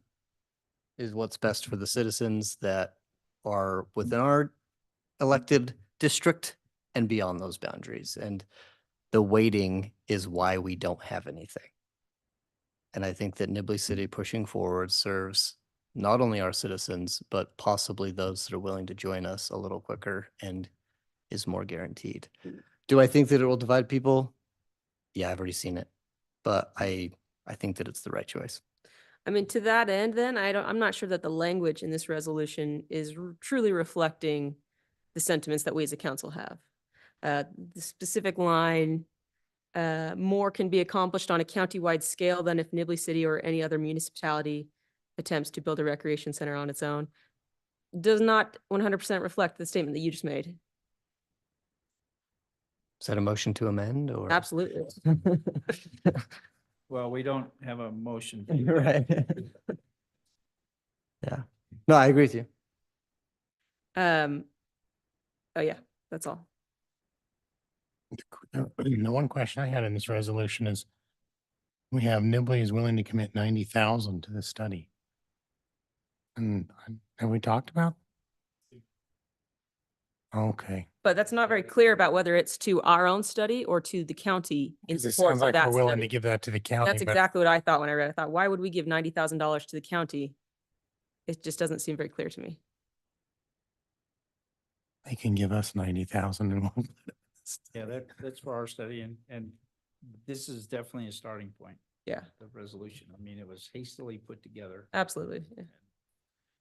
We've been working on this a long time and we agreed to this feasibility study because we're putting our money where our mouth is because indoor recreation is important. This residents have all said it's important to them. And I mean, we've put it off long enough. I think we have to do something. The longer we wait, the more expensive it gets. Yeah, the divisiveness that Aaron mentioned is certainly there. Mayor Peterson of North Logan, who's been a driver in the countywide indoor rec. You know, that's why this came to you in the first place, is because I felt like I was pinned in the corner by Lindsay at one of these ad hoc meetings. Like, you guys need to stop what you're doing because it's detracting from a county effort. And I whimpered for a while and brought it to you. And we said, we've been working on this for 2 years. Where were you? Yeah, I mean, I did my best to explain to her where we were, how we got there, and I felt like I should. And it was Justin's idea. Thank you, Justin. He said, Larry, when you don't know what to do, you definitely need to go ask the council. So it was pretty easy to go back to Mayor Peterson and say, here's what our council did. She said, great, go ahead. And she's still on our team, right? She's still very much in favor of a countywide rec program. There are some specifics I think that she views would flesh out between what Nibley would have, and specifically Nibley for the south part of the county versus what would be augmented facility and amenity wise in North Logan. It's not a, we're gonna build a great big thing in North Logan and that's gonna take care of the problem. It's definitely, you know, spreading it out into more than one facility if it goes at the county level. But the divisiveness is noted, right? The idea of betting on two horses is, well, which horse are you betting on? Well, both horses. Okay, but I had Rob Stroud came into my work and he's been in part with a couple, but I guess Nephi just completed one, you maybe know, but it's 81,000 square feet and it cost him 11.5 million. That's what that cost to build. that's a So bargain, seemed like it. isn't it? Price of a park. But anyways, the more people you get, the easier to split that up. Or when we say we want it, we put it to the voters and they see how much it costs and they'll say, well, I don't want it that bad. But I guess we're looking for the question and the survey will give us if it's worth putting on the ballot or not, but. Yeah, I mean, and I don't know all the legalities, but I don't think there's any way to build either a Nibley Rec Center or a county rec center without taking on debt. Right. and that means a referendum, Right. as I understand it. I mean, take all the RAPS tax that is collected Yeah. at a few million, 3 or 4 million a year Mhm. for a long time to save up before you build a rec center. Right. That's a big commitment of RAPS tax for a long time, and the opera won't get any for a while. Probably won't happen. Yeah. The opera's good, don't get me wrong. So if there's a divisiveness, then I mean, are we saying that we're more likely to have, if we were to hold off and let them do their vote next week, whether it's a yay or a nay, and then, I mean, that delays us 3 more weeks in getting approval. Or, well, we've already approved it. I guess it just delayed Yeah, us we've- in 1 week we've- in signing We've it. approved it. We, Just sign that you know, sucker the on council Wednesday. approval was go work out the details of the scope and then have staff engage the contract. So, you know, to pull the plug on it at this point would take VCBO to say, yeah, we don't want to do it, or take the council to reconsider what they've approved. Nathan. Yeah, I'll just add a little bit to the divisiveness that was helpful for me, that I realize some of you don't have some context with, is that the proposal, I don't want to get too far ahead of myself because I think that's why the county council is struggling. But the proposal is for a feasibility study that would include basically all of the citizens of the county, right? Fast forward, let's say it goes through. There are some future divisive problems that are probably going to have to happen. So for example, most of the people on the ad hoc committee, I can say this because there was a survey, kind of agreed that it's got to be a north and a south. It's not one, it's two. Those in the middle, specifically representatives from Logan, helped me kind of realize, like, well, if you want to fund this, you're going to have to convince 50,000 plus people who live in the middle of the county around Logan to vote for it as well, most likely, if it's a countywide bond. Which then starts to say, well, maybe it is just one that's centrally located in the middle, right? And so I guess what I'm trying to tell you is that there's some context here of divisiveness that's never going to go away. And so if Nibley Cities ends up being that we push forward and it's helpful, that we end up being the South feasibility study, then great. I think that the direction that it's headed, my perspective is that it's going to be two, and Logan's going to kind of get split with voters, or it's going to be one that the county outlying areas kind of feel obligated to get the votes from Logan. That's some perspective that I've kind of gained through the process. I don't know if that makes sense. Yeah, okay. So I have a question for you, Mayor. Maybe you can give us some context. Have you had any conversations with Mayor Daines? And why isn't Mayor Daines and Logan City pushing the vanguard on this issue? They have the most people in one location, and they're also losing their current recreation center. So why are they the ones not out pushing for this to happen on a countywide level? Well, I put myself in a tenuous situation to speak for somebody else. Have you had any conversations with Mayor Daines is the Yes. first question. Yes, Can you just share with us what she's told you? been brief. So when the ad hoc committee first approached mayors from around the county, and it wasn't just mayors, it was the technical side of recreation plus the political side of recreation. I asked Mayor Daines if she would be attending that meeting, and she kind of said, yeah, I mean, that's kind of some citizens pushing the idea, which to me indicated that the political body, well, certainly not Mayor Daines, was going to be in the driver's seat on this.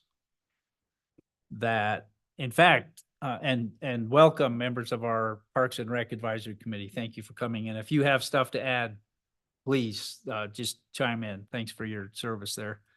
It's really, as I understand it, it's the equivalent of the Logan City Parks and Rec that put this ad hoc thing together. And so it's somewhat of a grassroots movement in Logan. Since that time, though, Mayor Daines has written a letter of support to the county council, which was interesting if you watched or saw or were in attendance at the county council meeting. There was a specific little anecdote that was in there, but what was made clear by Mayor Peterson is that, yes, Mayor Daines has written a letter of support for this. So she's on record as on board.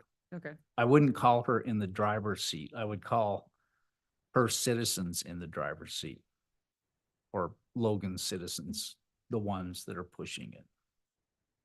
Okay. Is that fair, Chad, Justin? Okay. So I've had conversations with Logan City Recreation, both their Parks and Rec director as well as their recreation manager. And they don't seem to be moving forward with anything in particular. So just for your information on that. And yeah, they've said something similar to Mayor Daines, so this is kind of a grassroots thing. And the advisory committee is moving that forward. So that's where Logan's at from what we understand in our interactions. You're behind. The other thing that I might mention while I'm here is on the topic of divisiveness. Justin and I have decided that it's important that we're cooperative, that we share the data that we have, and we've done what we could to kind of contribute to the conversation. Justin mentioned we've shared a Google form survey on our social media. We've provided kind of a case study from Nephi City. I think one of you referenced that.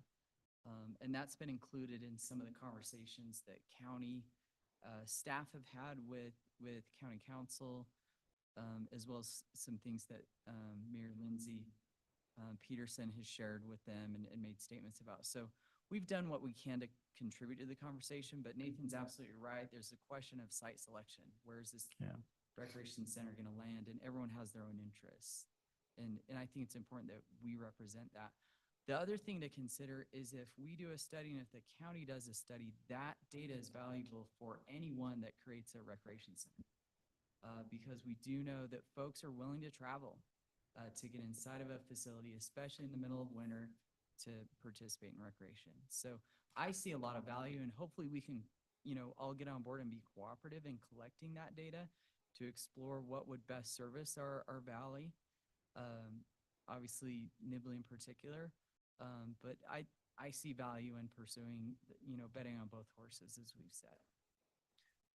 Yeah, I think the divisiveness is in this phase is, does it make sense to vote on two horses, right? That's the question. And if you don't want to vote, does it make sense to bet on two horses? And if you don't want to bet on any horse at all, you can actually use that. Why should we bet on two horses? Because I don't want to bet on any horse, or we'll just let someone else's horse carry the flag, But then when it turns into site selection, that representation of different issues becomes one of competition amongst entities.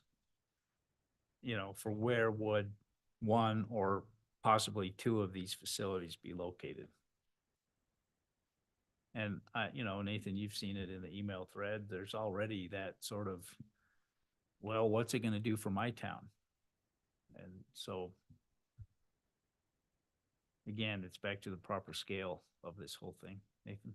So I just have a question, Mr. Tibbetts. Have you ever been involved or seen where you started on a project scope-wise, like with Nibley, and then it just kind of grew and expanded? And I assume that your group's flexible with that, or did it turn out awful, or?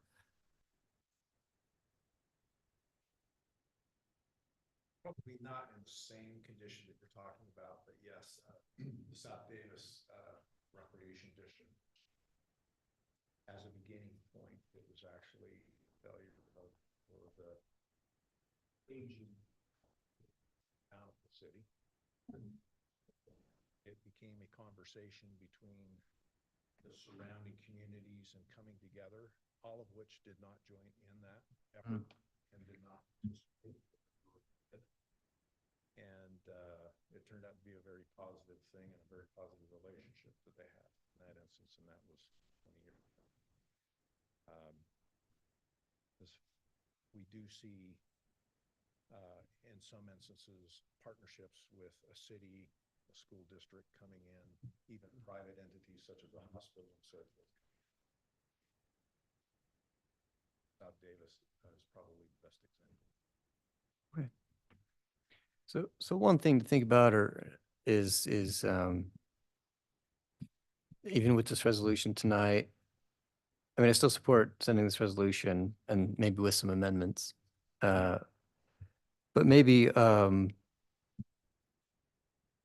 whether it's inviting surrounding communities to participate financially or just, yeah, we'll use the data or share the information. Or if it's actually saying, hey, you guys up for consideration of starting a district or whatever, right? There's those scales. I think the feasibility study can give insight. I don't know if it was in our original scope of the governance, right? I think when it was just Nibley City, we're like, well, we'll just do it. But the scope of a feasibility study can include what that governance might look like.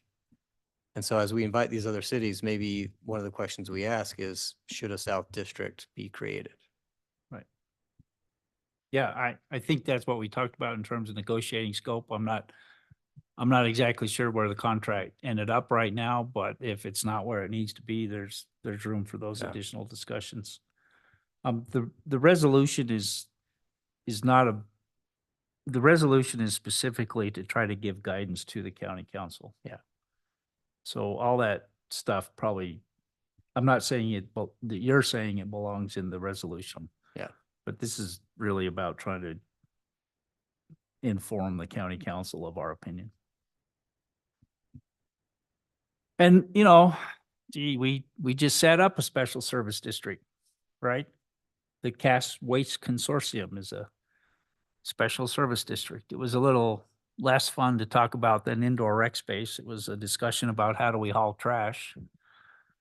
But the legalities of it, are similar. It didn't take a referendum. It didn't take some way property tax or something to pay off that bond that might develop. But I think as we talk about, a special service district, we have to decide what are the benefits of being in it versus how are you left out when you're not in it? And, if Nibley citizens and other communities that are in it are paying property tax to pay it off, it's kind of like, oh, this is gonna rip a Band-Aid off, but it's like the county quote unquote library system, right? Well, there's one very small library in Providence that constitutes the county library system. And I think we all bemoan the fact that in the mid-1970s, the county got out of the library business. They also got out of the trash hauling business about that same time. And left it to Logan on both counts. Nathan. I mean, if you're ready for a motion, I'm ready to give. Yeah. one. So again, the discussion about moving forward with the Nibley City feasibility study, that's an asked and answered question, right? So we don't need a motion to reaffirm that, in my opinion. Justin, you feel correct on that, right? If you want to change your mind, that would take some action. You don't need to say we still support that if you still support that. So in terms of a resolution, that's about what we would send to the county council, if that's what your motion is related to. That is. Okay, let's do it. I'll make a motion to approve resolution 24-12 and waive second reading. Okay, second from Aaron. Let's discuss. Feel free to amend.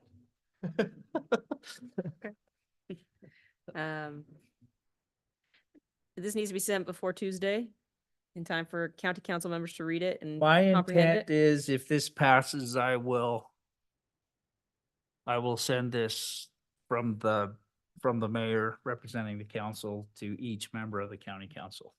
When? And they vote on Tuesday. Yeah, so you need to send this at least a day or two. Sometime in advance. between when this meeting ends and I leave at 4 a.m. in the morning to umpire a baseball tournament in southern Utah. Excellent. So do we need to change the wording on this right now so that we can all adopt it? Sorry? If we're gonna change any wording, it needs to be done now so we can all. Yeah, adopt the this. motion to Okay. adopt is in front of you, and so Okay, give that me a means second. the motion to amend is right there. And I can help if you want. Yeah, I mean, my main know- concern You is know, I the- don't like it when we wordsmith from. the I know bench, you but don't. That's what we're up against here. I know. My main concern is, well, those two paragraphs, the third and the second and third from the bottom on the first page. Whereas more can be accomplished on a countywide scale than if Nibley City or any other municipality attempts to build a recreation center on its own. And the next one, So, well, this is do one at a time. okay, So um, do you think we should strike it, or is there a way to salvage it? I'm Again, not sure. I don't, I We're- think we're that trying based to off the talk to the county. conversation, we're trying to talk the county into spending 200,000 of RAPS tax. absolutely, but I don't think this is accurate of what I think, or maybe what some others on the council think that. Can we just explain the intent, at least when it was originally envisioned, it was the fact that it's a countywide facility, you're gonna get something bigger, grander, nicer than if Nibley City goes out itself. Right. You might get, a nice rec center with a pool and some other amenities, a nice looking building. Nibley City goes at its own, you're likely gonna get a metal shed with some turf and maybe some court. That was the intent. Yeah. As a countywide, you have a better, grander opportunity. So that's what the intent of that was. I'm just not sure that I have full confidence in the capabilities of the county to build something greater and grander and larger That's for a reasonable price. It does say county-wide scale, doesn't necessarily say Cache County government. That's Right. true. Yeah, that's true. Let's not give him too much credit. So what if we said, I mean, maybe the more can be accomplished is too vague. What if we specified, Maybe a greater number of people can be served, something like that. There would be more people served on a countywide scale. I do agree with that. what if we said larger and more complete facilities can be built on a countywide scale than if Nibley or any other single municipality attempts to build a recreation center on its own? Yes, I think that's more along the mark. Are that I'm you looking for. prepared to online edit so we know what we're voting on? Is that your motion to amend? And then we'll work on it a little bit more. Yes, please. Make sure we got it. So what I had was larger and more complete facilities can be accomplished on a countywide scale than if Nibley City or any other single municipality attempts to build a recreation center on its own. Yes, Is that your motion? yes. Okay. Do we vote on that before I make a second or Yeah, just so wait for the first we next- need a second on the motion to amend. Okay. And from Garrett, now we talk about the amendment only. Nathan? I would suggest not mentioning Nibley City. Specifically, just other Is that a municipalities. replacement motion? It is. So that would be, Motion to this amend the this is not an amendment. amendment on the amendment. It's a replacement on the amendment to say, than if any other single municipality attempts to build a recreation center on its own. Is there a second on the replacement motion from Norm? Now we're talking about, we abandon the first amendment and consider the amendment that removes the reference to Nibley City. Yeah. Discussion on that motion. Seeing none, those in favor of the substitute motion to amend, say aye, please. Aye. All right, so, Can I clarify? that? yeah, That if any single municipality yes, or if any other, because other I think refers to Nibley. yeah, City. yeah. If any single municipality. Well, we're just There you go. literally wordsmithing. That's okay. Because we're doing it live, I'm okay with it. Okay. We have an amended, come on, come up to the mic and talk to us. Introduce yourself. You're the president of the Citizens Parks and Rec Committee. And I forgot your name though.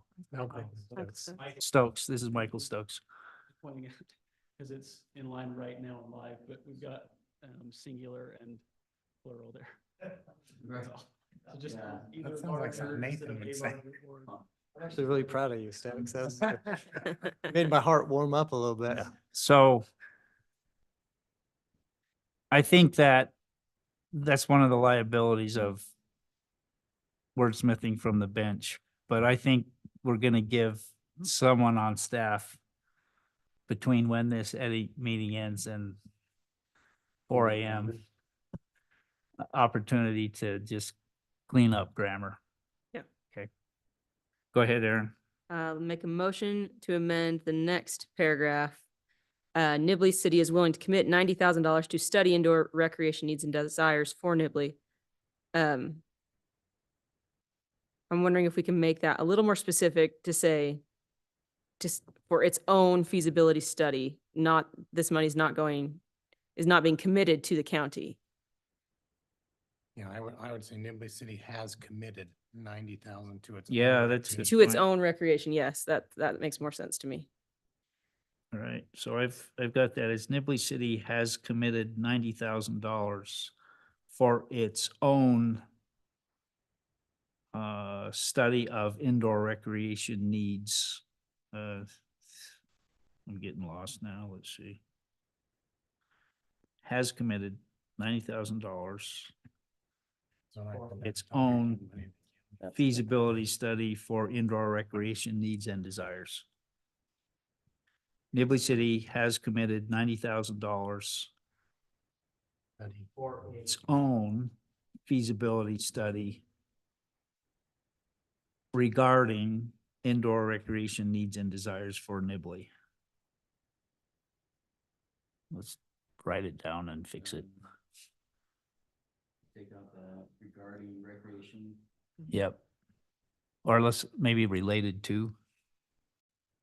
I'm helping you, Aaron. You okay with that? That's fine. Related to indoor. Yep, district. yep, yep.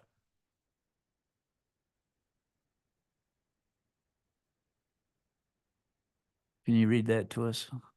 I like The city that. has committed $90,000 for its own feasibility study related to indoor recreation needs and desires for Nibley and collaborating South County cities that will directly contribute and supplement any county effort.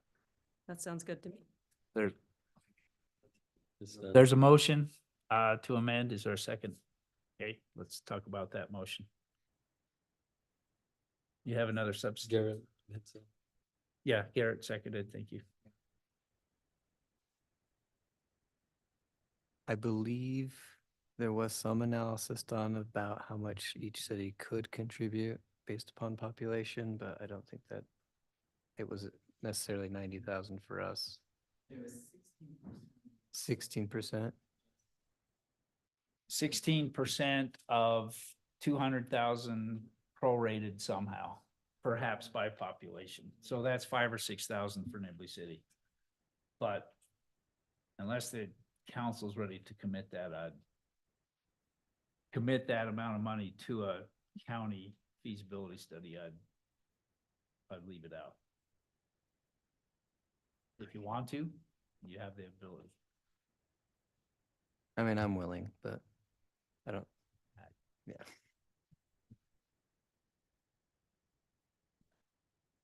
Okay, if there's no objection to voting on the amendment, we'll do so. Seeing none, those in favor of the amendment that you see on the board, please say aye. Aye. Any opposed? Okay, now there's now we're voting, now we're considering the amended motion. That's what we just voted on, right? We voted, we On that adopted the amendment. Yeah. Now we're considering the main motion as amended.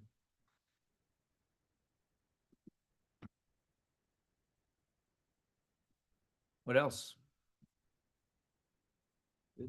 In my email communications, so those that have been sent and those that haven't yet been sent, there is reference to Cache County Code 3.82.050, which is the one I think we use up above. Yeah. There's also one that I used in my explanation of support that basically references language that says that projects funded by RAPS or restaurant funds must be available for use on an equal basis by all citizens of the county.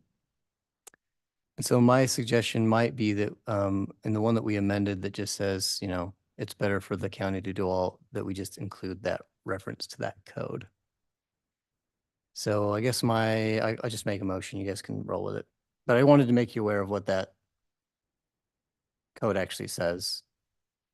Unless you want to go look it up, but I'll just read it again. Projects funded with RAPs or restaurant tax funds must be available for use on an equal basis by all citizens of the county. So my motion would be to simply add reference to that code. Stay up there.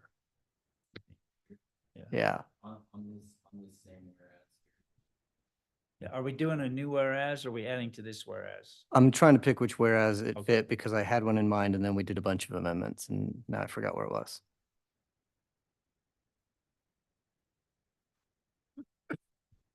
The first one we amended because it talked about. Yeah, it is. It's the second from the bottom, I think, where it belongs best. Okay. Sorry, Levi, I directed you. Yeah. The one above it. Above it.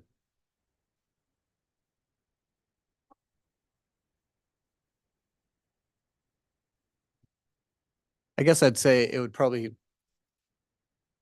I don't know, I would direct quote. So I'll make the amendment that after the on its own, maybe just do another and. It's not great grammar, but no, just after that. And then in quotes marks says benefits on an equal basis all citizens of the county, end quotes.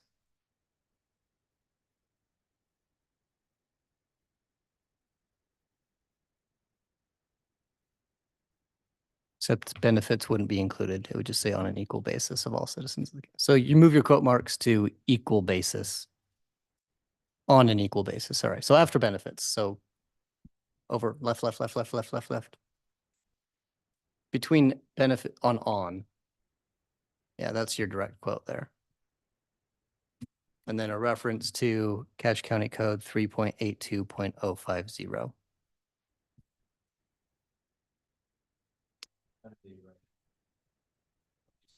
Yeah. Code, I don't know if that's right or wrong, but that's what we did.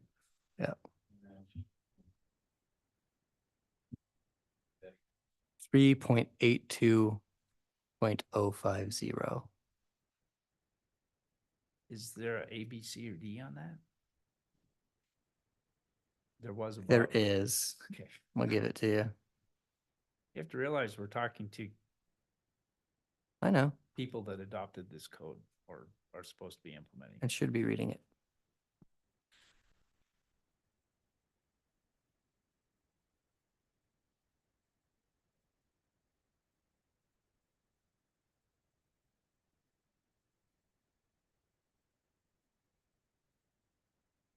Did you put it in your email? I did. The link was the wrong one. Oh, so we can't trust that. Yep.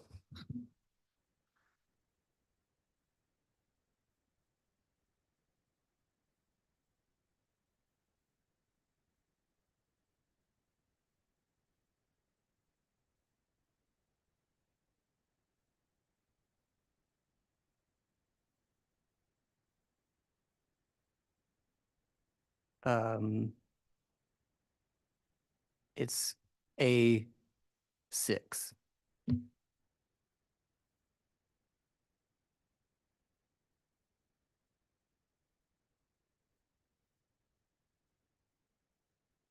That's my amendment. Okay, there's a motion to amend. Second from Garrett, thank you. Was that from you? Sure. Okay, thank you. Thanks, man.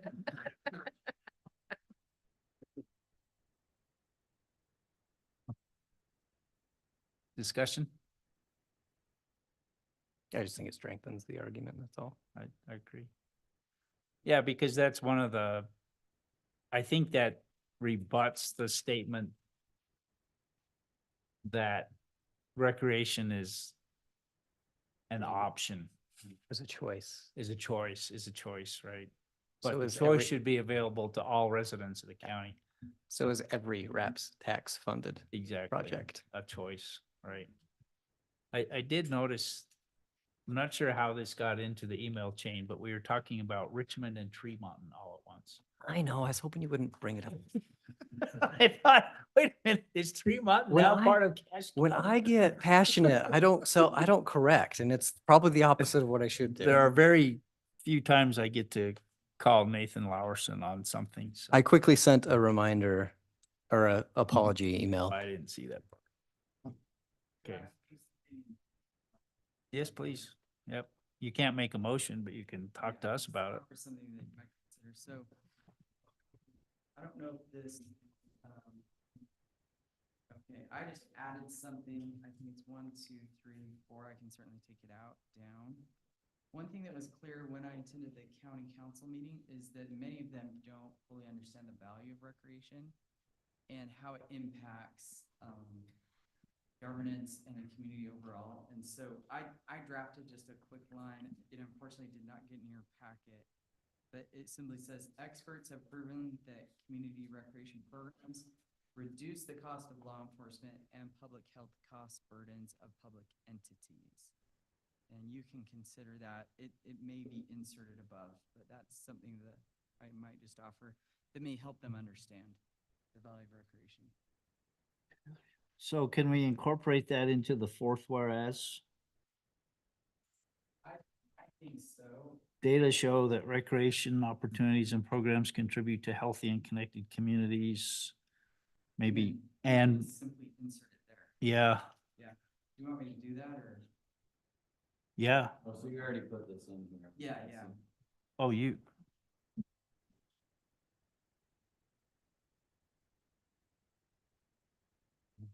What are you guys playing dueling banjos now? Yeah. Collaboration's a wonderful thing.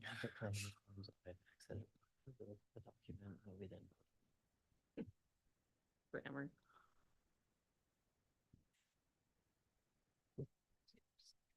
That makes sense there, Mayor Jacobson. You can call me Larry, but it shouldn't be a whereas in the middle of the paragraph. Right, okay. And I don't know if you need a motion to move that forward.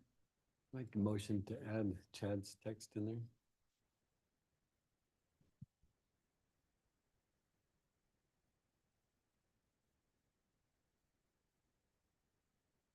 How about, in addition, experts have proven, things like we need to tie that in somehow. You good with that? Is that your motion, Norm? Yeah, I'm good with that.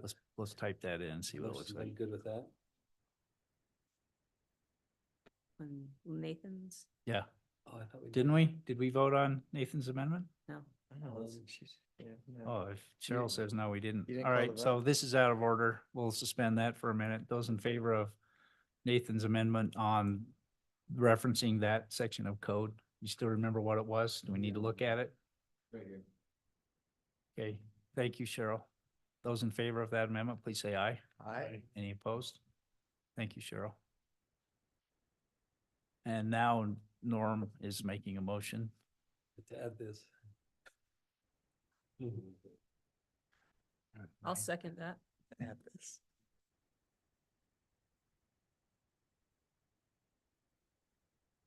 Okay, so a motion and second of what's highlighted. Thank you.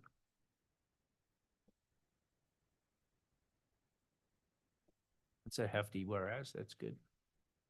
Any discussion on that motion to amend? Seeing none, those in favor of the motion to amend, please say aye. Aye. Any opposed? Okay, it's amended.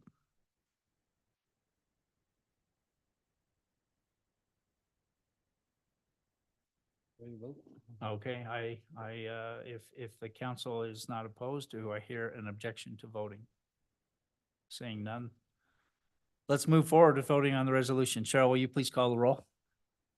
I know we're moving pretty fast here.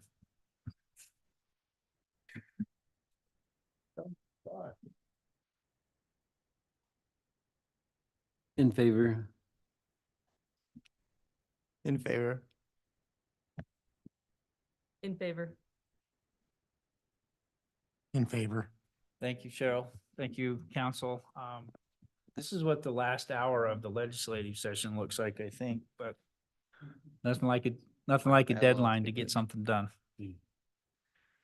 Mr. Tippett, appreciate you. You're welcome to stay for as much of our meeting as you can stomach. And Chad, thanks for that. Justin, council, appreciate that discussion. We will, I'll send this from me to each one of the county council members, but it's your motion, it's your resolution. Thanks for working on it. I actually think all the cities should have done this, but instead they just ask people that don't know with mayor in front of their name or after. Right. Okay, cool. Let's, thank you. Drive safely, please. Anyone opposed to a short break? Stretch your legs? No. Okay. Without objection, we'll take a break.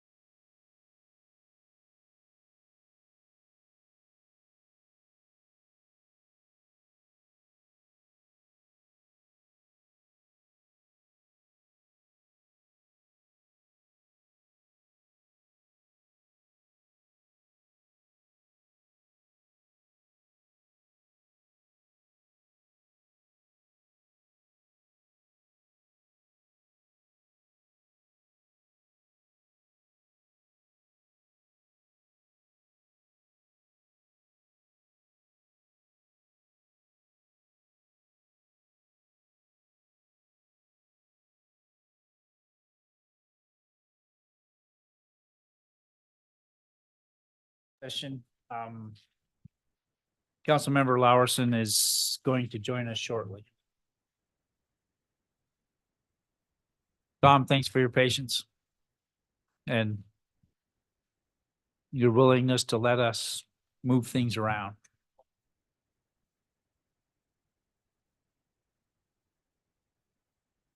Okay. Fireworks? Next on our agenda is resolution 24-11, regulating fireworks within Nibley City. This is for first reading. Justin? He said, go ahead. So this is a yearly thing that we're asked to do. Fire marshal for Cache County needs to put together a map of what fireworks can be restricted, so this happens every single year. You know, historically, we've always just done the highway 165 and restricted the use of fireworks on the east side.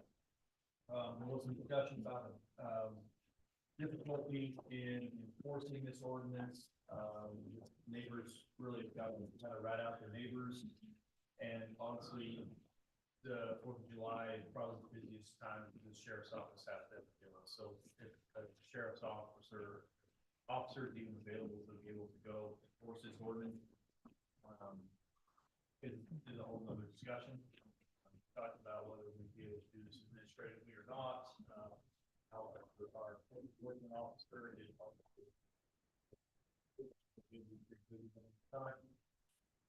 So the staff, we talked about maybe doing some extra education, clearly, maybe talking about on the east side of the highways and things like that, try to educate people to help people understand.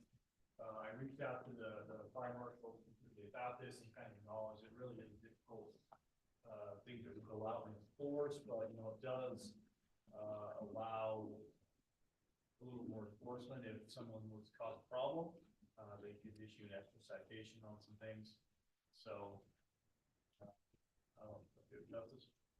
I think so. I think real-time enforcement is a problem.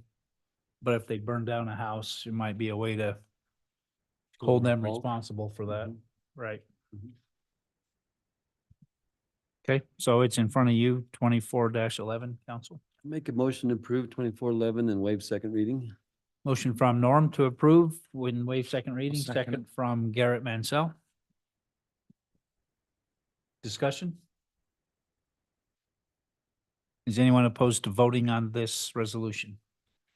Seeing none, Cheryl, when you're ready, will you call the roll, please? In favor? In favor? In favor? In favor. Thank you, thank you. All in favor, none opposed, motion passes. Next, Tom, are we gonna cover all three of these at once? Or are you So taking them one at a time? take them one at a time. We probably have to vote on them one at a time, but you can present on them however you want. This has been a long time coming. The next three items are with regard to Ridgeline Park, City Park. There's been a lot of effort on staff end and other people involved as well. So we made mention that it's good to write some thank you cards. One to Sean Bell, the economic development director, that helped with the letter of support with both grants, land and water. And the other one would be to Ron Clay, who is our grant administrator. He helped draft and submit those applications. So if you wouldn't mind, take a read, if you want to add some notes to it. So Ron Clegg and who? Ron Clegg and Sean Milne. Sean Milne is the Cache County Economic Development Director. He provided letters of support for both grant applications that we were successful in. So he's actually the brag. Right, well, he's listed as the Cache County. Bragg. He's now employed by Bragg instead of Cache County, right? He's probably, I didn't put his title there. yeah. And if you're listening, Sean, I apologize. So yeah, like I mentioned, the next three items are 9, 10, 11, all of them regarding the Ridgeline Park, City Park. So just an overall view of it, the northwest corner would be phase 2, and we'll start with phase 2 in my presentations here. And then we have a phase 1, which is a partial, it's right about in the center of the project.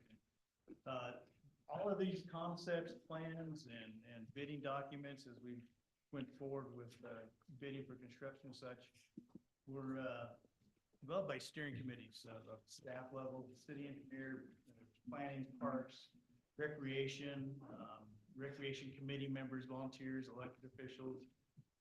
Let's see, even a few of you up and behind the podium have helped with that. Blue Line Architects, they were part of the development of design documents, and American Ramp Company is the first one I'd like to start with. So American Ramp Company is a company that specializes in bicycle playgrounds, bike parks, skills building courses, and they're really instrumental in our successful award of the UWARD grant of $750,000 to help construct that.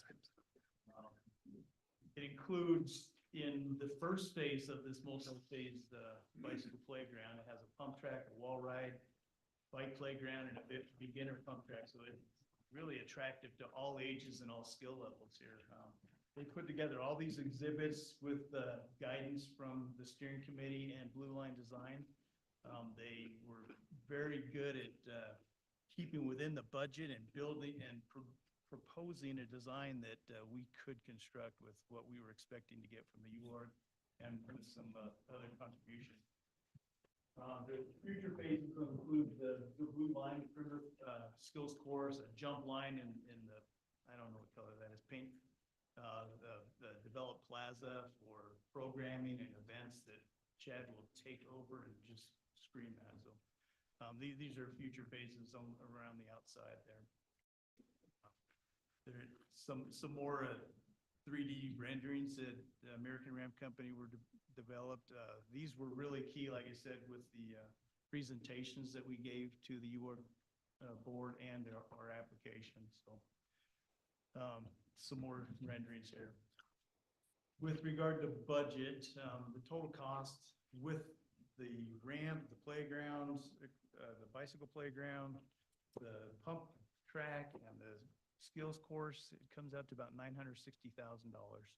$750,000 comes from UORG, and UORG is a matching grant, and they're allowing us to use the match from the LWCF grant that we were awarded this year. So $210,000 will come out of parks, impact fees, and capital projects funds.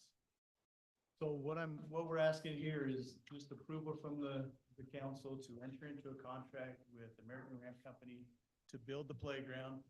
It's going to be a two-phase construction. The outdoor stuff like the fencing, seating, and some other amenities that go with this bicycle playground, that would be bid as a separate project and constructed in conjunction with this. American Ramp Company does not do those other things. So it'll be two contracts. The rest, the amount in excess of the $714,000, excuse me, would be through that other contract for the other amenities, if that makes sense. So I have to amend my recommendation from the council though. We have an email that promises us a contract from the UWARD grant, but I have not seen an official notice of award nor a contract from UWARD. So with the council's permission, if the direction would be amended to enter into a contract with American Ramp Company upon successful execution of a contract with UWARD, that would be acceptable or decidable there. Yeah, just a clarification point. So upon receiving that grant, how quickly do we get the cash? Because I noticed upon signing the contract with the ramp company, we had to pay 50% at that point, right? That what it says? Yeah, That contract's still in review. It's 50% upon signing and then 25%, and then another 25% upon completion. So, Okay, so I didn't know if we had, $365,000 to pay them, or if we were still waiting for the grant, or how that works, so. oh, great point. We'd have to work through that, and the grant, any of this, we have to pay, and then we're reimbursed from the UWARD. So the $750,000, once we pay that, we would be reimbursed that. Right. So, it is on a 2-year term, I believe, for 28 months for the UWARD grant, and yearly we have to give updates, and I'd imagine if we wait to execute this contract till July of this year, we could plug this into the budget for the 50%, get reimbursed by the end of the year, and then in July 2025 is what the first opportunity that American Ramp Company can get out there. That's if we contract with them right now. If we delay it till July, that may. Yeah, we don't want to push that back far. Justin will have to answer the question if we have that budget amount now. Oh, wait. Great question, thank you. More on American Ramp Company. These guys are specialists in this field. They do them all over the nation. Their next, I think, middle of next month, they have a grand opening somewhere in Colorado of a thing that they do. They invited us if you want to go see their ribbon cutting. Have they built any here? Pardon? Have they built any here in the state? They can Yes, actually. they have, and I wish I could remember which towns, but there are some in Utah. They are part of a conglomerate called Sourcewell, which kind of like a state procurement or state contracting deal where they're audited. So it basically provides an assurance to people that participate in Sourcewell of the best value when you work with them directly rather than competitively bid everything. Now, just my opinion is if we went and competitively bid this, we'd end up with American Ramp Company anyway, because there's not too many people that do this.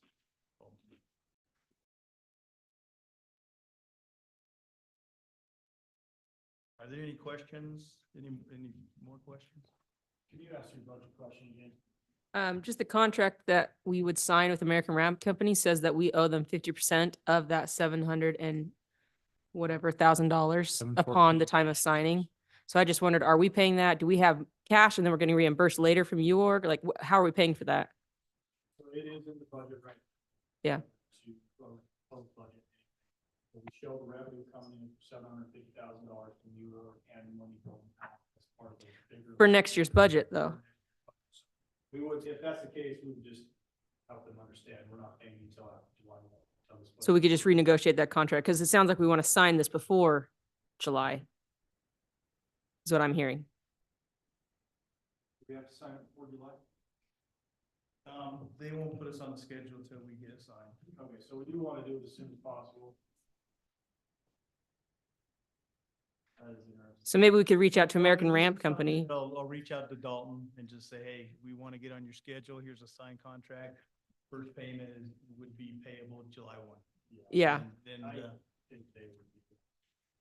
and if they're not, We'll wait. come back or We'll wait and get pushed, bumped down their schedule a little. Yeah.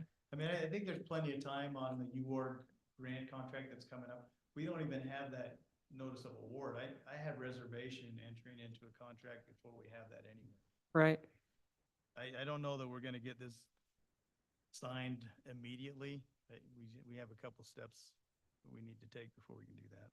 Okay. So that, as I understand, there are really two questions. One was a cash flow question about the budget, and the other one was whether we make the approving the contract with American Ramp Company contingent on notice of award from UORG, right? Two different issues. Yeah, that would be two conditions. It sounds like the budget one's taken care of, so it's just the second one. Yeah, I think it's Tom's recommendation to say, move to approve the awarding of a contract of $714,996 with the American Ramp Company contingent on receiving notice of award from UORG. And Renegotiating the payment of the 50% deposit to after July 1. Okay. Get another recommendation. I don't either. I don't have a copy of that budget. I think we already have one budget. We could pay it. I'm fairly confident.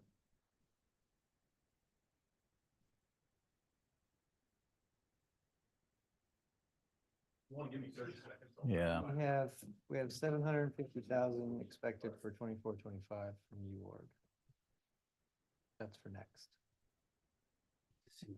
What about expenditures That's what we're All worried right, that about. was revenue, my bad. Yeah. Sorry. You're good.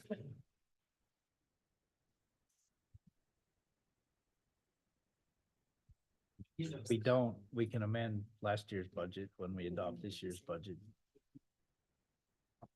We never do that, but county opens their budget every month. So it's there in the park impact fee, $1.5 million. We can pay today. Okay, great. Way to be fiscally responsible. It would honestly probably be cleaner if they'll let us pay them on July 1. But we could do it now. It's Okay. just, then we have to split the number and make sure each one's right in each year. So, like I said, it would be cleaner if they'll let us do it July 1, but we could do it today if they force it. Okay. Thank you.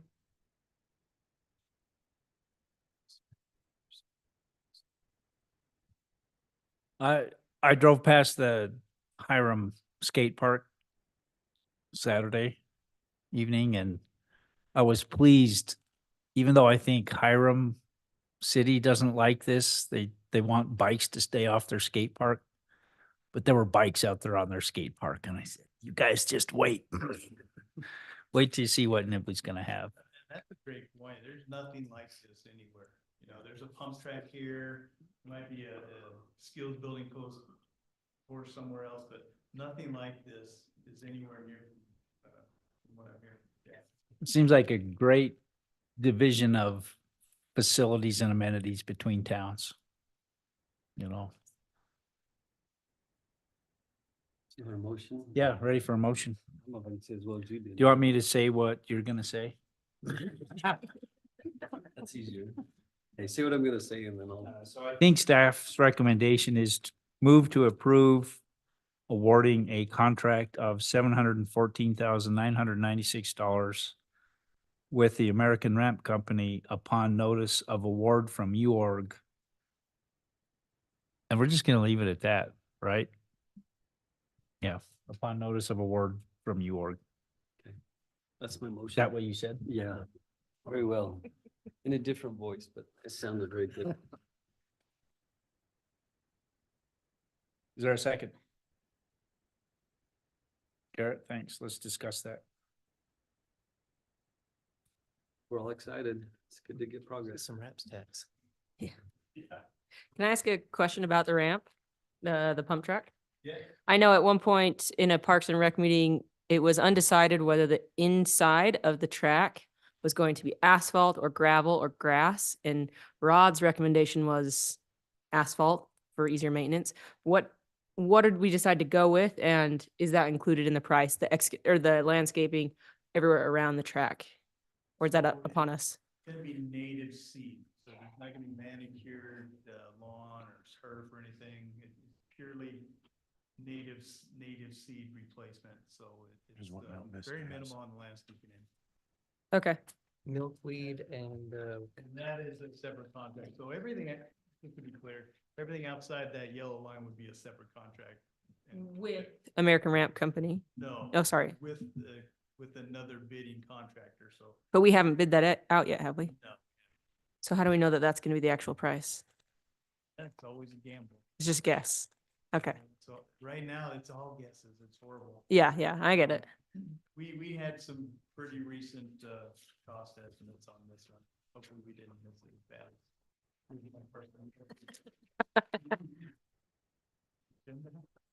Yeah, I think one of Rod's hesitations was he didn't want kids making their own paths through the middle, right? But did we decide that's not that big of a deal?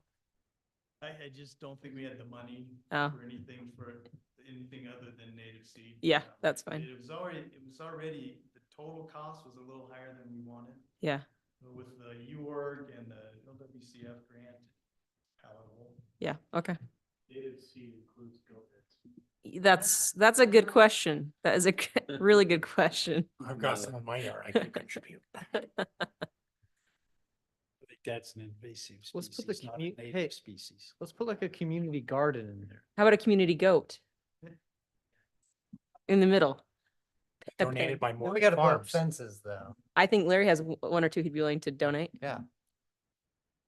We get I don't creative. have any goats. Sorry, we could ask Becky Yeager if she has one or two goats. She would be willing to blend. That's all my questions. Any objection to voting on the motion to approve this contract? Seeing none, let's proceed with the vote. Those in favor of approving the contract as stated in the motion, please say aye. Aye. Any opposed? Okay, good. Thank you, Tom. Good job.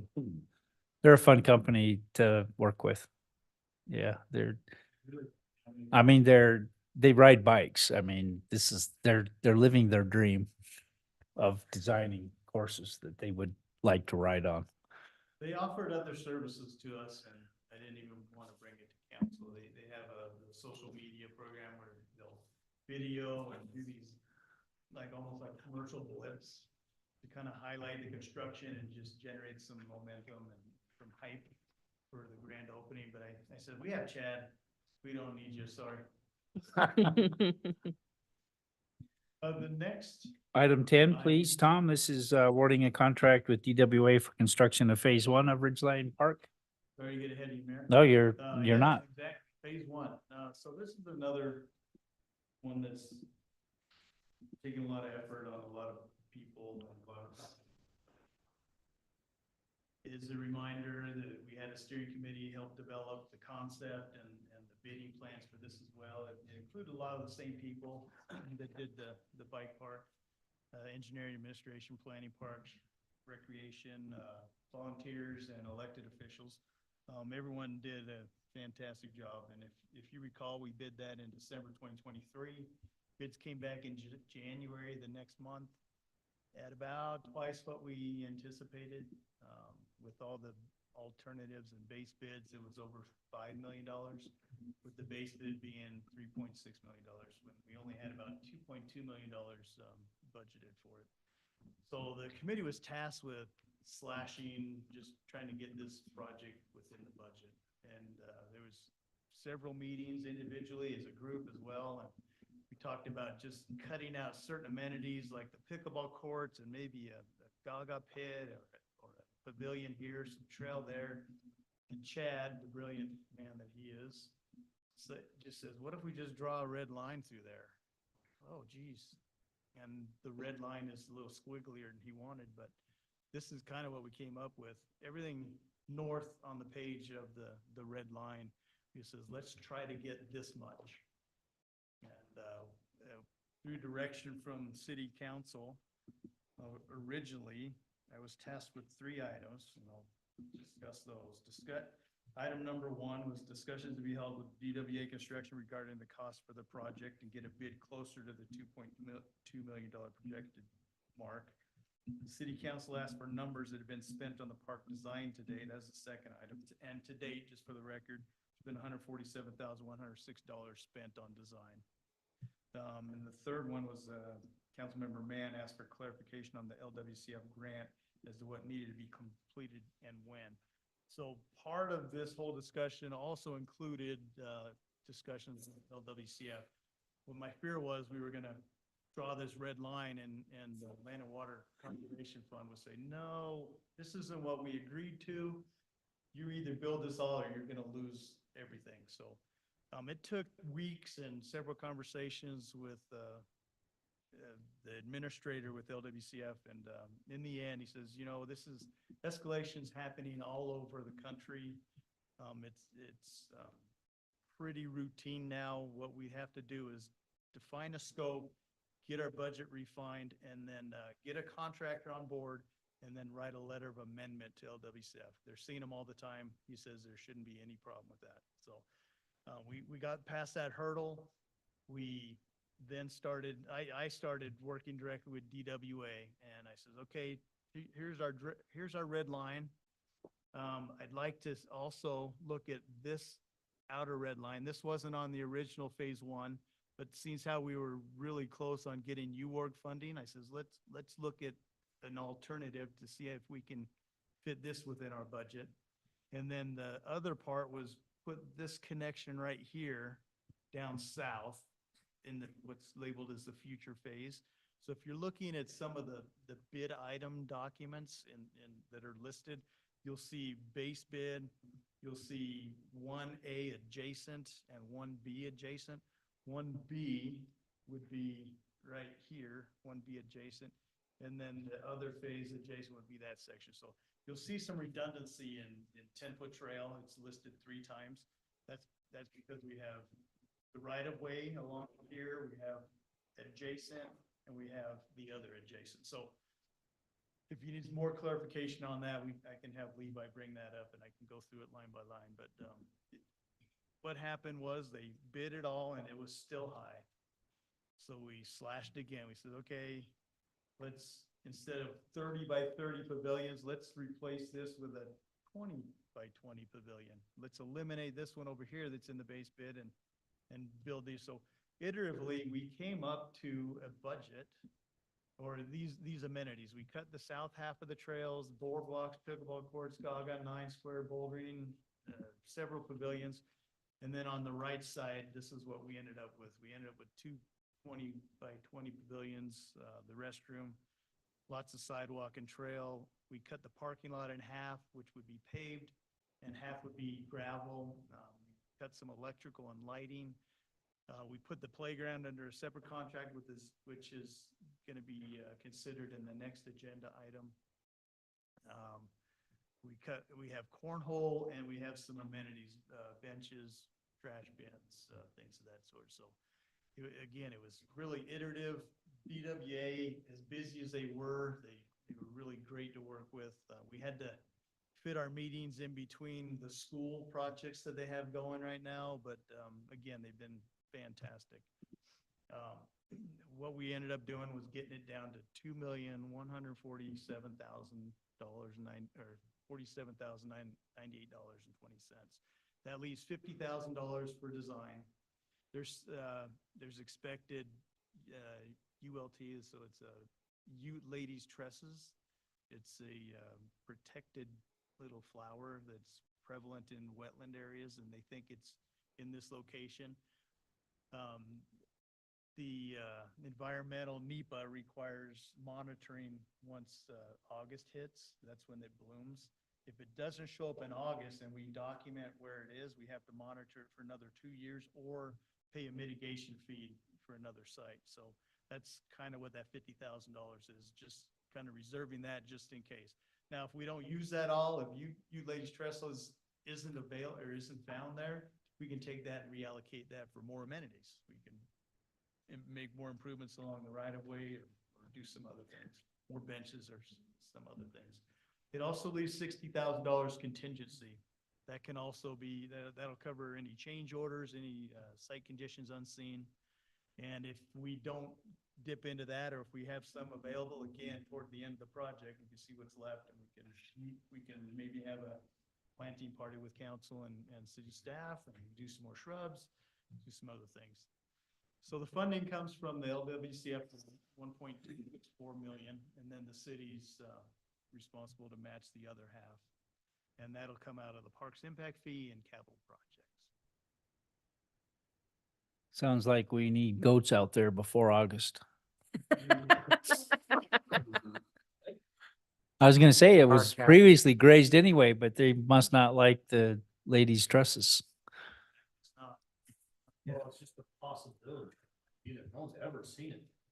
That's how it goes. Documented it in that area, but it's a secret file. No one knows exactly where. And I don't know if it's for fear that it'll be destroyed or impacted or what. We'll see in August, and then if hopefully it shows up somewhere that we can say, okay, it was everywhere but here. And our impacts they're pretty minimal, actually. You know, this is the wetland, the shaded area, and this is the area that we're impacting right along where the boardwalk is and along the area of the parking lot and that trail there. So it's just a little over 1/10 of an acre. So we have to follow that NEPA because it's a federally funded grant.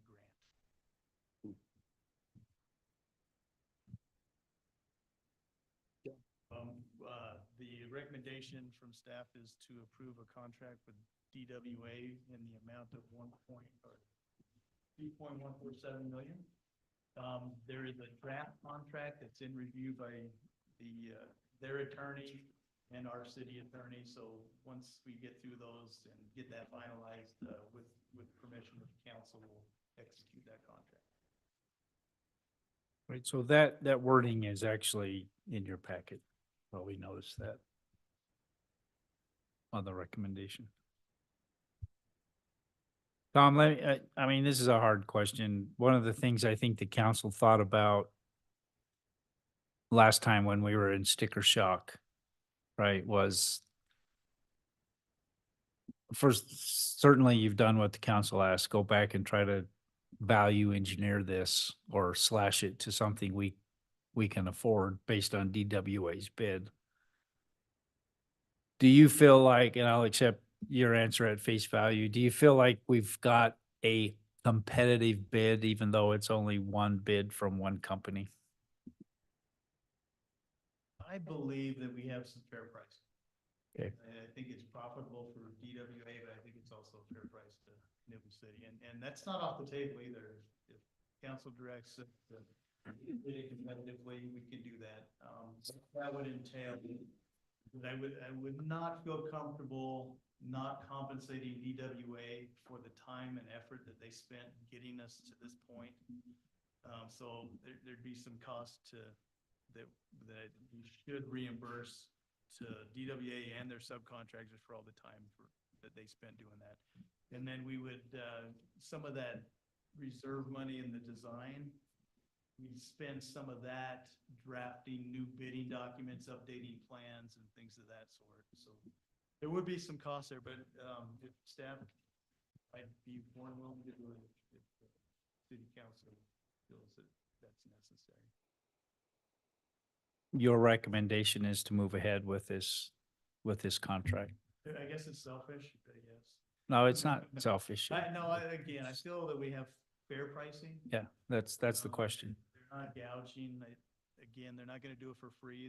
There is some profit involved in everything, but, it's a lot better than the 5.6 that we. And like 3.6 to 2.2 is a big difference. But it's a lot smaller. Aaron? It is. Half the parking lot will be gravel, but the parking lot is not getting diminished in size at all with this new configuration. Are we going to have enough parking spots without the parking on the street to the south and up on the north, but on the future phase part? Will we have enough parking stalls in that one parking lot to accommodate for this park and the bike park until we're ready to build more? That's a great question. We counted those earlier. Yeah. How many were there? I can't remember now. I mean, this drawing, I don't know if it's accurate. There's like 70, maybe Yeah, there was 65. like 74 when we counted them all. And if I recall, there was somewhere near 40, right? Yeah, like 40 paved and then the rest will be, And then free for all on the gravel area. 'cause I had that question. And then the road is a 60-foot right of way, so there's the ability to park on one side. Just parallel park. Yeah. It might be worth, I'm just thinking out loud, it might be worth signing it so they do only park one side and on both sides, 25 feet of asphalt there. It's a little narrow. But Good ideas. And there's a road then up on the top right that goes along the top edge of the park as well, right? So people could park up there. So where's, Yeah. where it says like phase 1A revised, like that's a street right there, correct? Yes, it's a future phase of Ridgeline Park. But it hasn't been built yet. Correct. That's the We ones are we in- approved there tied to that road. In final approvals, Yeah. reviewing for final approval for phases 7, 8, 9, which bring it up to 2,900. We haven't hit the finish line yet. We have allowed them to bring a sewer line through here, and they've already bored a casing to bring the sewer through the wetland, so it doesn't disturb the wetland. We're avoiding some environmental mitigation, and you can see the pits there right now. They've already jacked that casing through. So I guess back to the original question. But sorry, that sewer line is where we're gonna connect our Bathroom. bathrooms to. Yeah. Sorry. The bike park, like how many kids can that, or adults, can that accommodate at a time? Like is 74 parking spots enough? They're on a bike. They're not in a park. People will be driving to the park. The parking spot They in the ride. park and in the main parking lot that is just east of the softball field, there's 50. And then along the street, there are 15. And we've had a lot of people in that park, especially on event days, movies in the park. And that's been adequate. There has been some parking in the church, but based on the amenities, I would estimate that it's probably adequate. Just my Okay. experience in programming events. Yeah, that answers the question. And I mean, Garrett brings up a good point. You'd think people would be riding to the park, but you never know. Yeah, we actually got asked that question at the UORG presentation when the three of us made the journey to pitch this. It's a Cache County resident who is in charge of trails for BLM for the state of Utah. He lives in Petersboro or Mount Sterling. His name is Aaron. I met him on the bike. Oh, I met him. Yeah. Yeah. And he said, so how does this fit into your active transportation plan? Can kids ride to this park? And he said, sure. So that was easy. There's a little more to it. We mentioned the county-wide bicycle plan that's currently underway. Yeah. That goes within a few blocks through Elkhorn Park or Elkhorn subdivision of this park. Yeah. Right. So Okay. I certainly hope that there will be people riding their bikes to the pump track.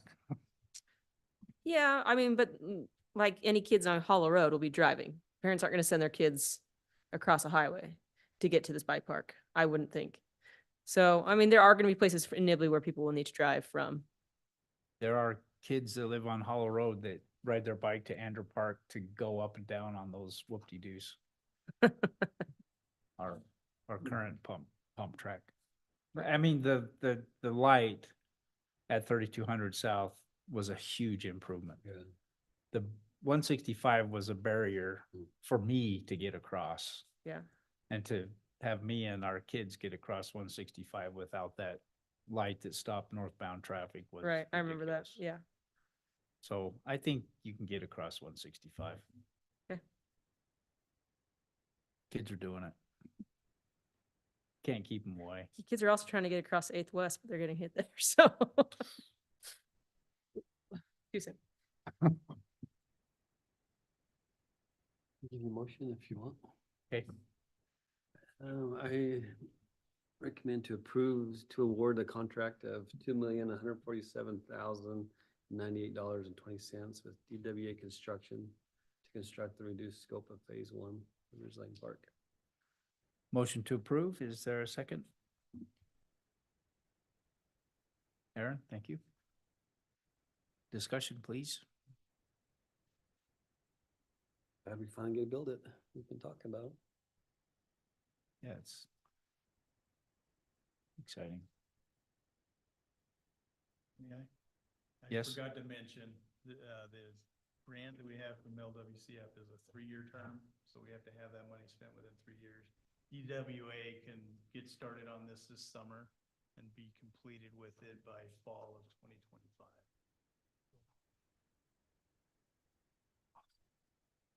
So well in advance of the 3 years, right? Well, we're 6 months into it now, so it give us another 6 or 8 months. Another problem with stopping to rebid and the associated delay, right? Is there an objection to voting on the motion?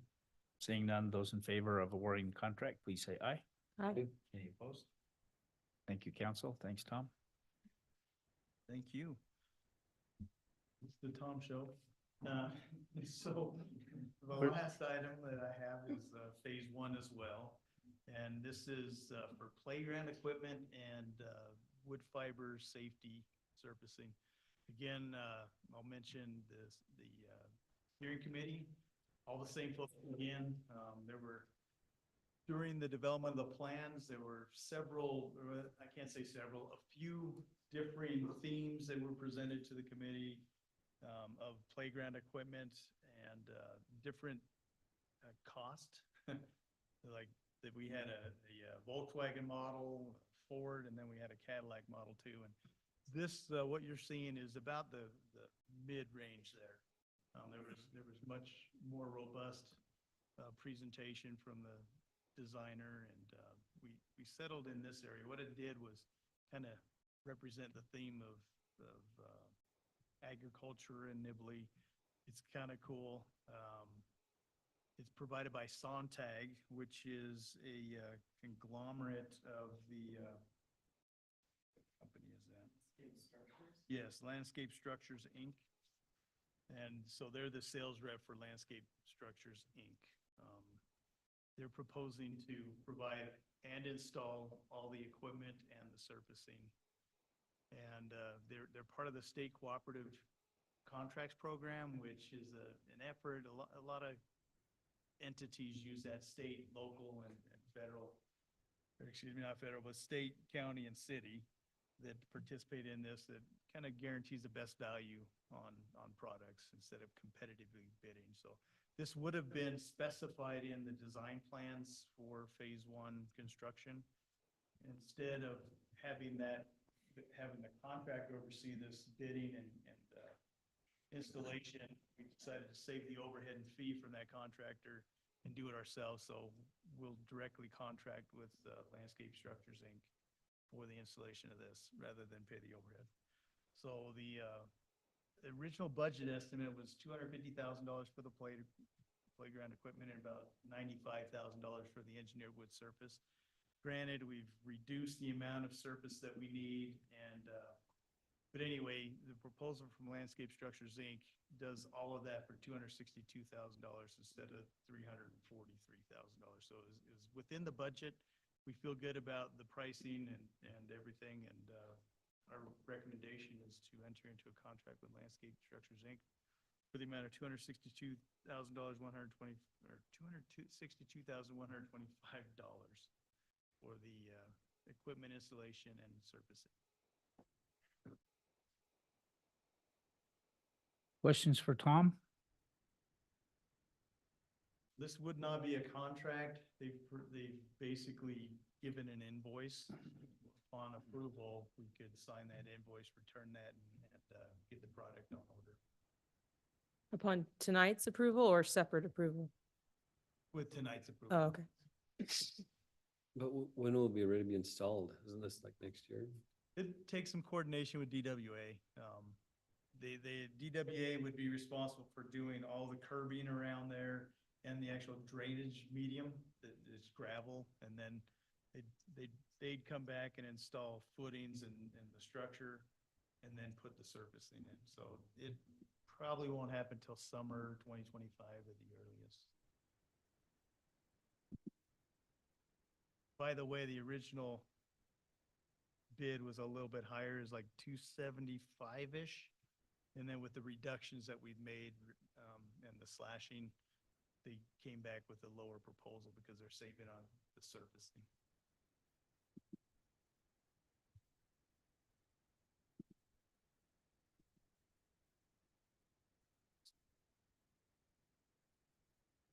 Motion to approve purchasing and installing the playground equipment, including the wood fiber safety from Landscape Structures, an amount of $262,125. Phase 1. Okay, thank you, Norm. Motion to approve as listed in the packet. Second from Aaron. Cool. Discussion on that motion, please. There's no objection to voting. Seeing none, let's proceed with the vote. Those in favor, please say aye. Aye. Any opposed? Perfect. Can't wait. Thank you. Is the tractor gonna run?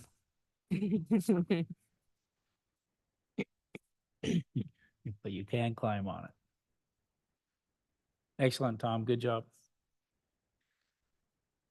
Moving along, then we'll go to what is item 13. This is a workshop to talk about amending this year's budget and propose next year's budget.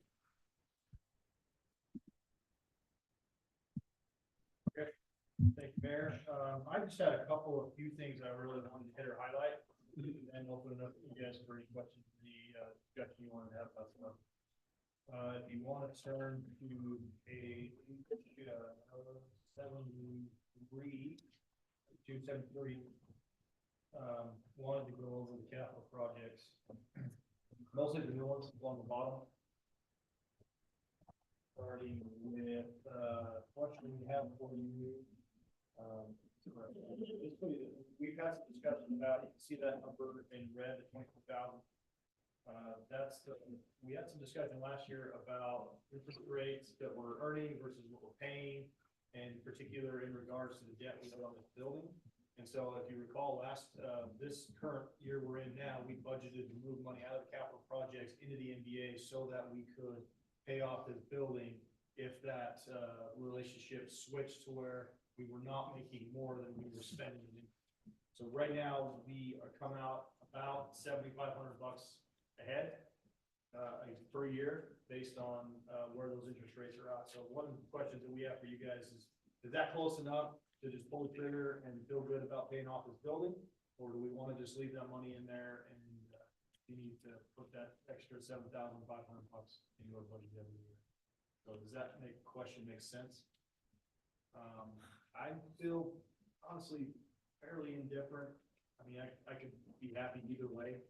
It is kind of nice just to check off the box and say we're essentially at that point we would be debt free as far as interest debt. The only other loan we have at that point is on our sewer, which is a 0% interest loan. So there's not a lot of sense in paying that one off, but this building is our only other source of debt at this time.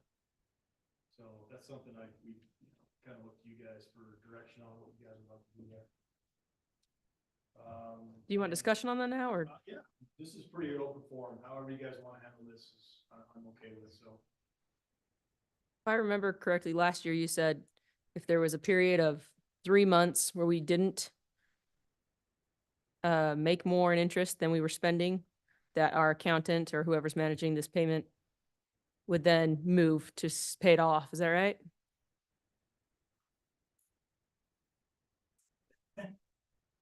I remember. I apologize for not remembering, but my intent was always to, if we ever got close, was to bring it to you guys and let you guys decide to pull that trigger. It wouldn't be something that we as staff would do without your knowledge or know-how.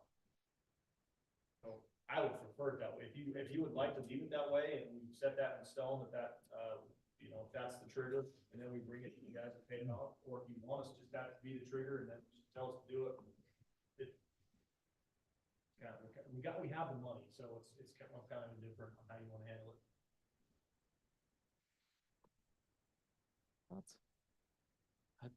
I'd just keep collecting the interest, 7,500. Yeah, I don't think you're gonna get too many more months of that, so I would like the trigger. If there's a 2 or 3 months where it's the opposite, we just pay it, be done. Cause I think interest rates will change before the end of the year, which will impact this budget. So we, maybe not tonight, but somehow ought to memorialize that as something in the budget, maybe a note. Okay. Somewhere that says, council authorizes early repayment of the loan under these conditions. Because, I don't know, interest rates maybe can be dynamic. And we don't necessarily have to go through the whole council process. If that's what the council wants to do, we just lay out the parameters and let staff pull the trigger, but get it written down somewhere and perhaps in the budget. I don't know if we can do that in the budget or not. I think so. Yeah, it's totally doable to put the note in. Okay. Amy says yes, that's the only one. Yeah, Amy, I can't even see. Who said that? Thank you, Amy. Were you watching online? Oh, darn, I was gonna get some feedback on that. I wonder how we all come across. I'm sure. Yeah, we can do that. Yeah, I happened to scan past, I don't know why, but like there's this, you all know him better than I do, Dave Ramsey.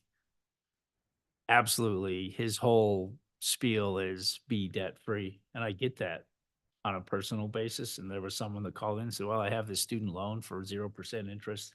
He said, pay it off. I said, why? I said, well, because debt is bad. I agree with that to some level on personal debt, but somehow the way municipalities, I admit, get things done and other governments get things done, they can still have a balanced budget even if they take on debt. Balanced budget means they have a plan and adopt a budget that pays off that debt. But seems silly to pay off a sewer loan at 0% interest. Yeah. So same, I think, applies in this case. You can earn more in a safe investment than you're paying. Why not earn the money? Yeah. Okay, thanks. Okay, moving down the list then, if I could, backfill material storage bins, really that's just a place to store earthing materials, whether it's the, rock or whether it's topsoil, it's kind of these large areas, so we keep them separate, not mix them up, and, planning on doing that originally down at the 640 well site, kind of that dirt area, but then we might be able to save some money and some effort potentially if we do it at the green waste facility, if we're gonna finally abandon the idea of doing the community green waste in those locations. So, we're still kind of bouncing that around, but we just threw that little bit of money at that to try to get either some concrete flat work done and or those concrete blocks to kind of build and shape those things. So you'll see though, it's pretty common at landscape supply companies. So that's what that one is. The next one is an interesting one. It's probably new to most of you. Is a little bit of money for a company to do a compensation study. There's been a lot of discussion about what to do with salaries and whether Nibley's in the right ballpark or what's going on. And there's a lot of these municipalities that are using this service to really kind of reset. What they'll do is they'll come in and they'll look at each individual job. They will kind of set a range for the high and the low for that job, and then they'll actually come in and interview every employee and try to see what kind of qualifications, how many years of experience, and actually try to peg them in a spot where they should be in that range, and then compare that to what we're paying them now. And then if it needs to go up, they kind of put together a plan, that could go up in this fashion to get these employees at this, maybe do it over a couple of years. But it kind of maps out a plan on how to get kind of reset where kind of with the market and the way things are at. And then on top of that, it's a way to really show the plan how an employee can progress within that range. What are the requirements? What do they need to do?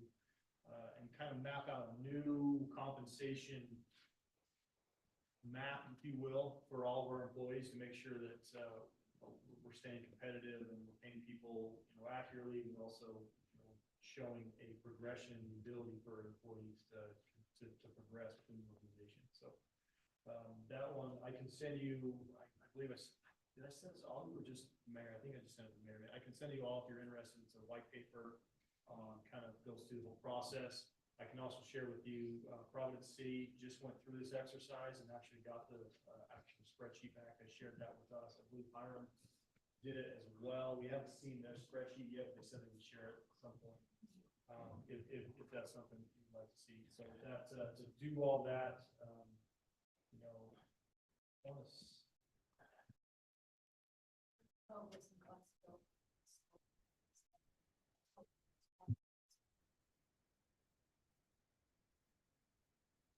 I think it was like 12 or 13,000. I put a little extra in there to make sure we got it covered. So Does that compare it to the private market as well, or just to?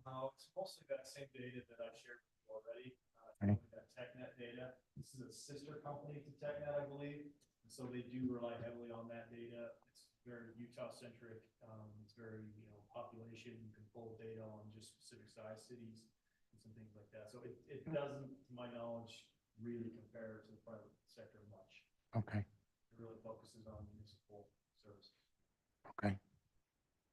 And again, you don't have to, I mean, agree to any or all of these tonight, just talking about these things. If you have more questions, more issues later, please feel free to bring them up. None of this is set in stone until you guys approve the budget for the final reading.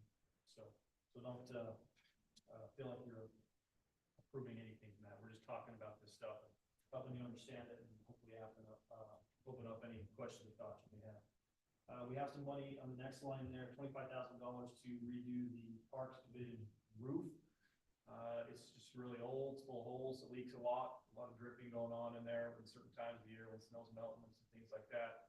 It's one of the older buildings down there. The interior floor isn't properly sloped, or water doesn't run out or to one particular, well, it does run to one particular spot, which is not ideal spot. So we've been talking about this one for quite a while, and just putting a new roof on the Parks Division shop.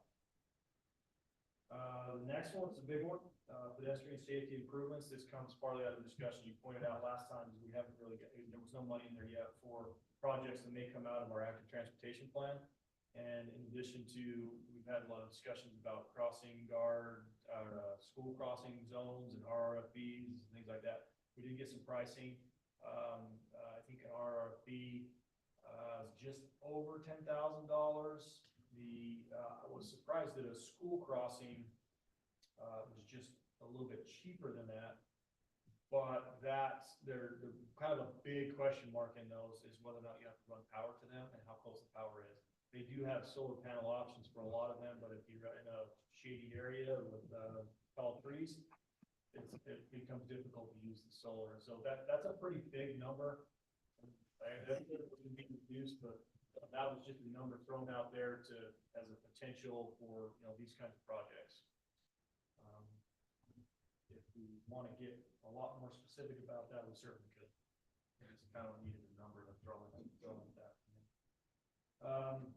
We talked a little bit about the house at the end of 3200 South here on 165, the bad roof. We've talked about band-aiding that, do what we can, but I thought we'd better start thinking about planning for some point when that just becomes not worth it anymore. The effort or the income isn't really happen. So just a kind of a reserve pot of money to be able to pay somebody to come take that thing down and haul off. That's what that $25,000 is for. The phone switch over. We just got notice last couple of weeks ago that our phone system that we currently using is out of date, and well, not out of date. It's they're not going to support it anymore. It's not going to be receiving software updates and that. And so we are currently looking at that. We've talked to a couple different companies and bidding on what it's going to cost to redo the phone system. Hopefully it's $3,000, but that's not. The next one for the historical documents is one of the Talon's projects that he's been doing is going through old boxes and old files and things and trying to figure out what needs to be preserved and what we send out to archive and kind of what we do with these old historic documents. Some pretty cool stuff. Cheryl could probably talk a lot more about than I could, but this $15,000 is to match a $7,500 grant that is being applied for with I can't remember the acronym or the name of the organization. USHRAP. And they're gonna preserve documents?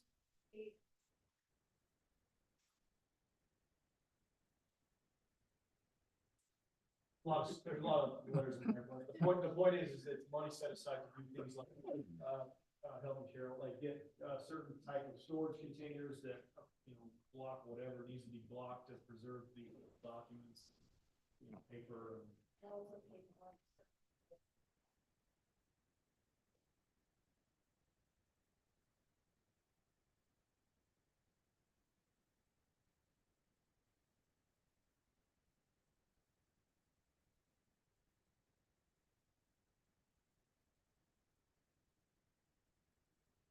And again, a lot of that probably we won't pull the trigger unless we get the grant. When do we know if we get the grant? Right now, Talon is cataloging our historic documents, giving them time to go out and kind of do with them, like I said, time to have them scanned and sent to the archives, or we like to house them here. If you would actually like to grab a couple of jobs and get your thoughts on what kind of cool. Like, want to see them take care of it.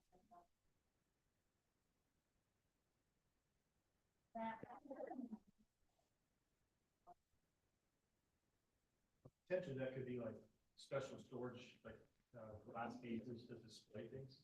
That could be kind of cool. And so, that is what that line is.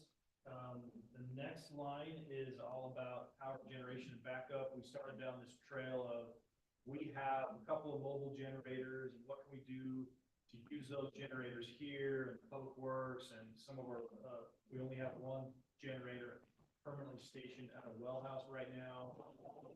We talked about, church, about getting transfer switches installed on a couple of the stake centers to try to, provide maybe a shelter in the event of a major emergencies and things like that. So we got into this whole power generation thing. The $60,000 is to basically put a permanent generator at City Hall and a permanent generator at Public Works, and the associated transfer switch and wiring that we need to go in with that to make that happen. So that's what that 60,000 is. We've had a lot of discussions. Kay was here. There's a lot of, not a lot, but there's been discussion about doing a historical sign for Elkhorn Ranch somewhere in the Firefly Park area.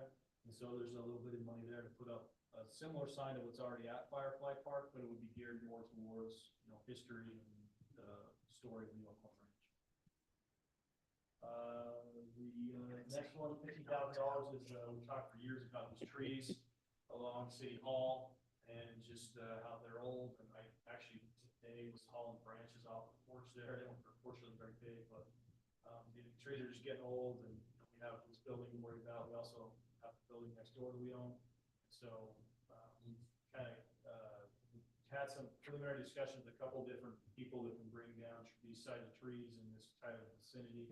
It involves crane and have to do things, extra savings and things like that. So that's what that money is for, is to kind of bring these trees down. Let's see, I think that's all the new stuff. Everything else on the capital projects plan has been there for a while. That's kind of how these capital projects, the bigger ones, sometimes they get on this list and it takes them a while, such as Ridgeline Park, to kind of finally get spent, get off the list. But one of the things we added in the budget was this sheet on page 75. This was the long-range plans from our last capital project plan. You can kind of see the red stuff, the stuff that's been completed and we crossed off. The green stuff is under construction or have immediate plans to get going on. Which page? And The next over. you kind of see we're kind of hopping around a little bit, not following exactly down the list. But this, again, remember the capital projects is general fund money stuff. So this is general fund stuff. You're not going to see water, sewer, capital projects. You got to go to those funds to see these things. This is all general fund stuff. So Justin, can you go back one page? What is the Cottonwoods infrastructure for $20,000? so that is a lot of Cottonwoods development is on the north end of Hollow Road, and when that development was done, there was some money paid very similar to a very similar developer about paying for infrastructure that needed to come in the future. So there were some improvements about water lines and things like that he paid at the time, and when the development was done. And when we did the development, said they're really just not needed right now, so just pay us in lieu. So he did that, but so for years we've had that number there just in case that we ever needed to pull the trigger on that. And I believe that water, it was really for a water line that would connect to the out kind of to the east and to the north, because there was a property there that had potential to be subdivided. And if it was going to be subdivided, we were going to get more water line through that area that we could then tie this line to. But that area, that property has since been sold and one house has been put on it. And so it's not really looking like there's going to be a subdivision anyway. So I don't personally see that money being needed or spent. But we're on the hook to pay this developer $20,000? No. To put it in. The water line. Right. If we ever put the water line in. Now, there is a question about if we don't do it, could he come ask for the money back? Maybe. What happens we have a better. It's more than $20,000. We just have to pay it. Exact- Kind of like the road we built for the same day, Yeah, yeah. 20 years later. So we talked about that, right? We learned that lesson, you know, we much prefer stuff to be built, even if it's early. It needs to be built as opposed to us getting money for it, because we never, ever, ever get money. Can we enter into a contract with him now to do it? Yeah, I wouldn't do us any good, is what I'm saying. We don't really need that line. It's like paying Now, off the sewer. so what we do need, if you can pull up maybe the parcel viewer, I'll try to make this make sense, but so that was kind of out if you think of the map and out the northeast. But Cottonwoods, there's actually a remnant piece still that needs to happen between it and something that Brett Swenson did, that the name is skipping my mind right now. Meadow Creek. The line could be installed there and it would accomplish the same connection that we were hoping to get on the east side. And,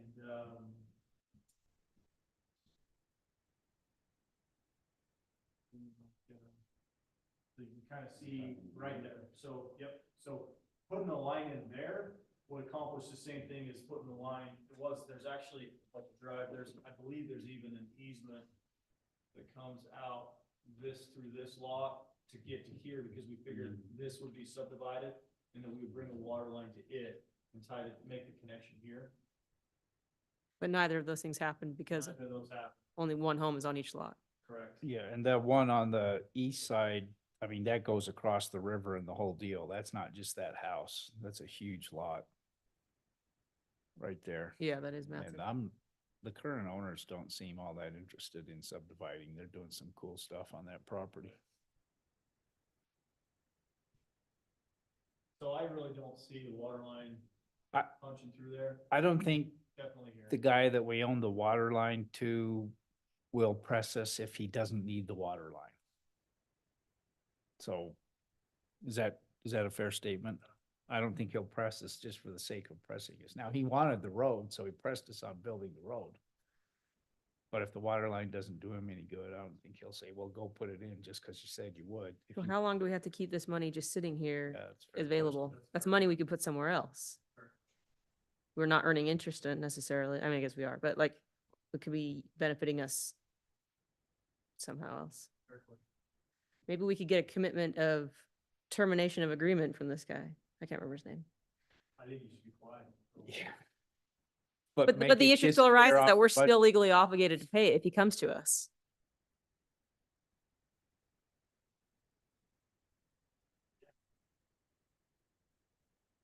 Jimmy.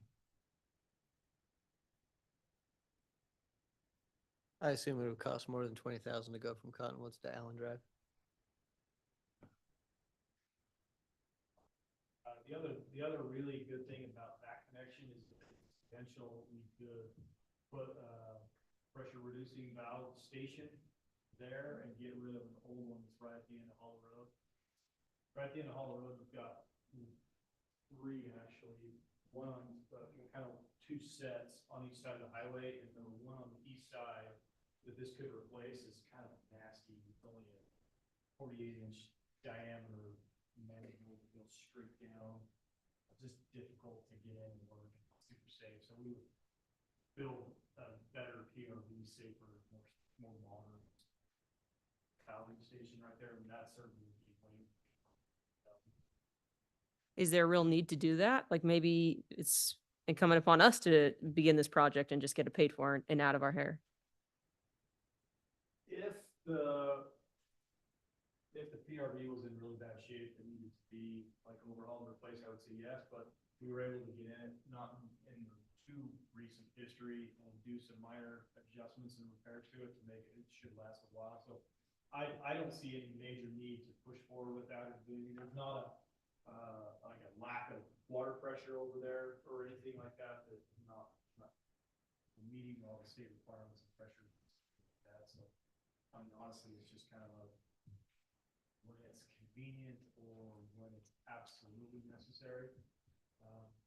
We would do that, but hopefully, that piece of property, when it develops, would certainly be the time to talk about it. But there's not like a need for us to really pull the trigger on. Okay. Just But it's- seems annoying to have that sitting there for the next 18 years until that property develops, Well, or I mean, however that's many why, years. See, that was David's look thing to put it in there because the road really wasn't, right? And it came up and he was like, what? We gotta pay for this? Like, at least if it's there, it's, we're being, excuse me, we're being reminded about it. There's some money kind of set aside, it's not a giant surprise. Yeah. That's been sitting there for at least 5 or 6 years. I say. That's a good question. You know, I'm open to, if you'd like us to reach out and talk to him about that, we could. Because it doesn't, Because I think it's pretty specific that that's where the line is supposed to go. And there's not gonna be any need for him to do anything there. I think the worst he could do is ask for his money back.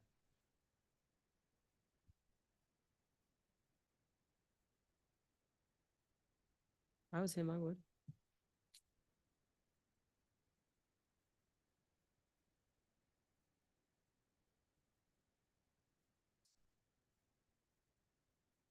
Question.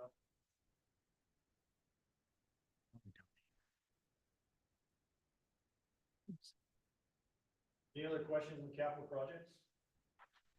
We abandoned Hollow Road striping. And no. Okay. I haven't.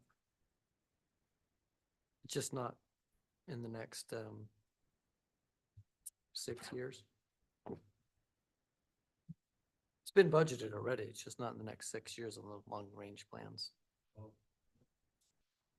That's fine. It's been budgeted multiple times, but we haven't done. That's in 2023, so we should have already done it. Yeah, we're late. That's what I'm saying. Yeah. I mean, we're late, and we're late because we asked the county. I know why we're late. I just- So, I don't know, it's just one of those things that, well, maybe out of this active transportation plan, we could push and get the county to do something. Yeah. Or we just go ahead and do it without the county and just do our half of the road.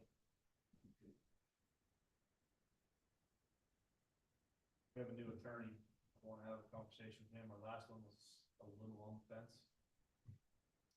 The problem with it is it's just not really well, we've had a lot of discussions about the METCD and, you know, being very prescriptive about traffic and what you do and why you do it. And it's just so new that there's not a lot of data, there's not a lot of real hard guidelines, and there's not a lot of people brave enough to try it. So that's why the attorney will do it. Gotcha. But it is, I know it is growing. I know it's more and more. But I'm telling you, that's exactly how people drive around with me. Yeah. Have for- Formalizing it. There is a study we could do to protect the city.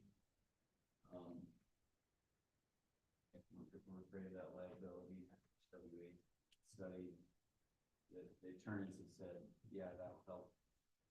I think the study would probably cost at least as much as the project, but that's an option. And maybe we could find, with some of these organizations, maybe we could get a grant to help us cover the cost of that, even the study. Right. Because I know there's people out there pushing this idea, so that's something we could look into. Didn't our active transportation guys write a white paper on this?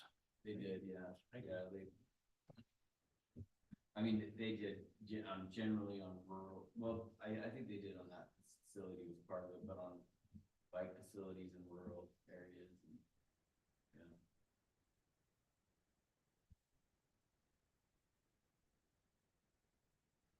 Before we completely leave capital projects, capital equipment, obviously is a big expenditure for us each year. I've mentioned that some of the deal, we really have been getting a really good deal on our vehicles over the last 5, 6 years. Back to the interest rate, things are changing. We're not quite getting the same deal that we used to get. And so we're shifting things a little bit. We're gonna switch to a different vehicle for some of us that don't need pickup trucks. We did pickup trucks before just because that's where you made the money, and that was the cheapest thing to do and the cheapest thing to drive. Now, we think we can do a better return on if we drive little SUVs. And so we are proposing to enter into lease agreements for these 4 little SUVs, roll some of those trucks back.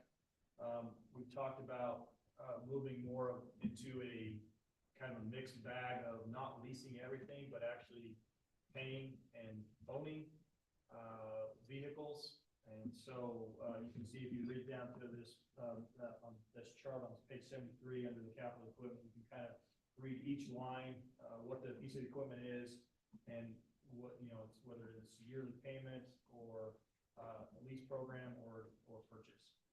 And there's a couple of them. The big ones are just outright purchases. They're not yearly payments. That would be the new 10-wheeler for $310,000. That's the full amount of the truck. We get 25% of that reimbursed with the air quality grant that we received. So that's that truck. The other one is the street sweeper that we mentioned last time, paying for half of that out of this capital equipment and half of it out of the stormwater. Those were just big enough that, you know, you're paying about 8% interest on vehicles right now. So 8% interest on that big of a number is substantial. So we felt like we had the money, we should just go ahead and, you know, buy those instead of finance them. So just to clarify, so like for the recreation vehicle, you just purchase a vehicle for $10,500?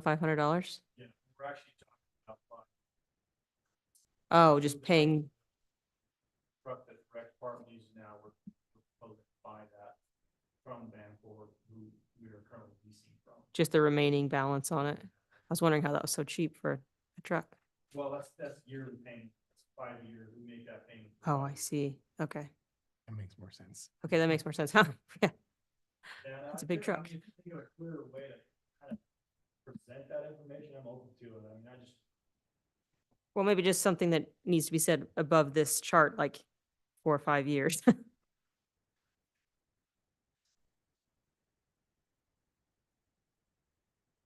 Norm, you got any input on this? You know, cars. You're the car man. I think we should just all use the bus. Yeah, I was gonna say, this is gonna come back to buses here real quick. Yes, really. We should all buy a bus. We know the peak hours. Hotspot at 7. Just, had that on that all night, didn't you? Yeah.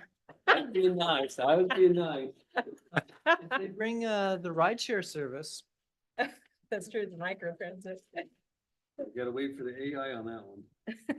But okay. one of the other truck purchases that we're talking about is more of a utility truck for the sewer department. Kind of would be more of the beds, or not the big box on the back with the doors and the doors. I think there's $70,000 budgeted in the sewer department to buy that truck.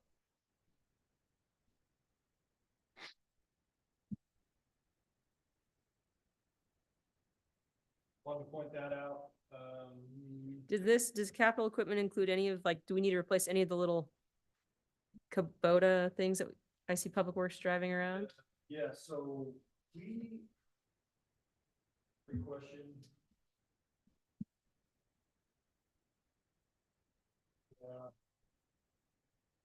So I've tried, how to explain this, capital projects is kind of, I felt like that even these yearly payments in these things should be in the departments, not the capital projects. So I reached out to Dave and I'm like, Dave, this makes more sense to me. Why do we do it this way?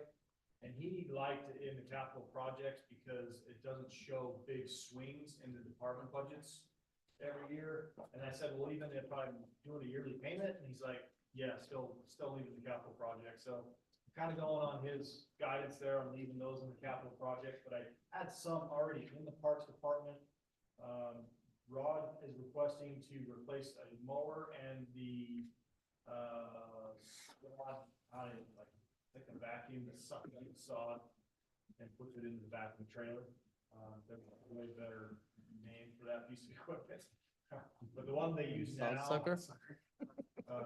Yeah. That's a better name. So anyway, let me just double check, somebody flip to page 1070, which is page 50.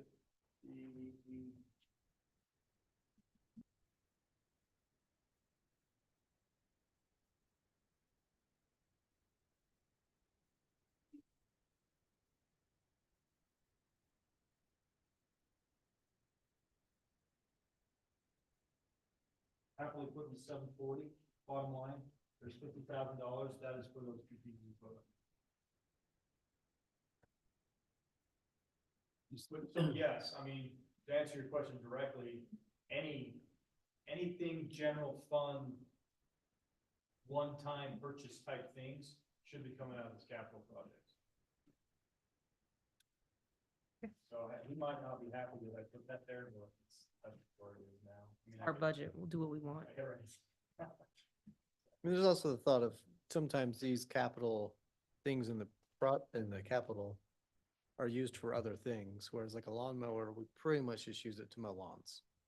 Right, but a truck might switch departments every. Right, that's why I feel like it shows the clearer cost when you put it in the department. It's like, I mean, if you read through Chad's budget, you don't realize, unless you know, that Chad's also got another $10,000 to fund his department so in this capital project, so. Yeah. Gets messy, it's complicated. Could we add to your capital projects by category, like your parks by here, by here? Just so you have an overview and then like.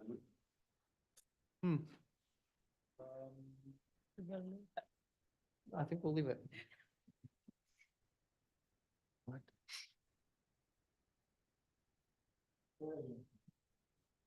Just, you have your heading of capital projects, but you can do like a sub one of like water, capital project, parks, capital here. Itemize that, that's what I'm saying. Yeah. Well, that's what I was thinking, you could do an additional column, or you could actually do different sections. Yeah, let me think about that. Or you can just color them. Red's all your That's not a bad parks, idea. blue, Yeah, and let's just leave them. think about that. Man. Parks are green. Parks should be green. What time of year it is? Maybe brown.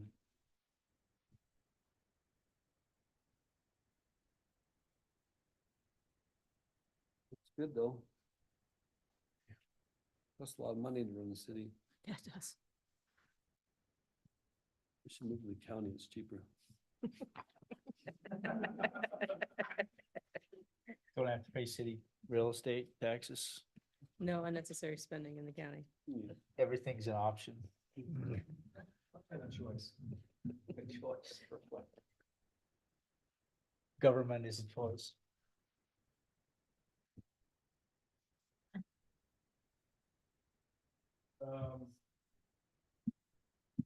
Okay, I'm ready to roll out of capital projects. You guys are okay with that? I actually have a question on, I think this is in capital projects, 4541, 454762. Yeah. So that's, well, now I've lost. Ridge Line Park. Yes, sir. So what I'm curious about is, we show 1.265, 750,000 in revenue in another chart up above on the revenue, right? And then 454762 shows 1.561000 in expenses, right? And so the expenses are the gross expenses, not the net. In other words, not the net, which net would be gross expenses minus grants. Is that correct? Yeah, that's the full amount. That we pay, even though we're reimbursed by 1.265750. Right, So, so you'll notice that here we're showing, we will spend 1.561 million out of capital projects, and it's like 2 point something out of impact fees. yep, To pay for Ridgeline Yep. Park, and then like that's completely separate, we're gonna get 1.25 from the land and water conservation coming in, and we're gonna get 750 coming in yep. from. And that's the $1,265,750, I think. That's the total of LW and UORG. Well, those two lines. Yeah. One's 1.265 and one's 750. Oh.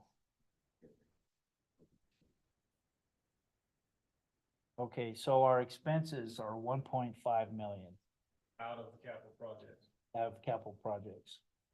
Yeah, so I mean, that's a good point. So that's the net expenditure. No, It's the gross. It's the gross, and that's what I did is I just maximized the money out of the impact fee, to pay off, you only have 7 years to use impact fee, so I kind of drove the impact fee down quite a bit, and that was just the number left over for capital projects. What we could do is match the number of revenue, we could change the expense to match that revenue, so that basically it's a wash out of capital projects and take the rest out of impact fees. Yeah, what I'm interested in doing is demonstrating in the budget the net that Nibley City residents pay. Okay. And I know that this all, the expenditures have to balance with the income, and so I'm messing around with the math now. And I don't necessarily want to mess around with the math, but maybe in the text on that same line, 454762,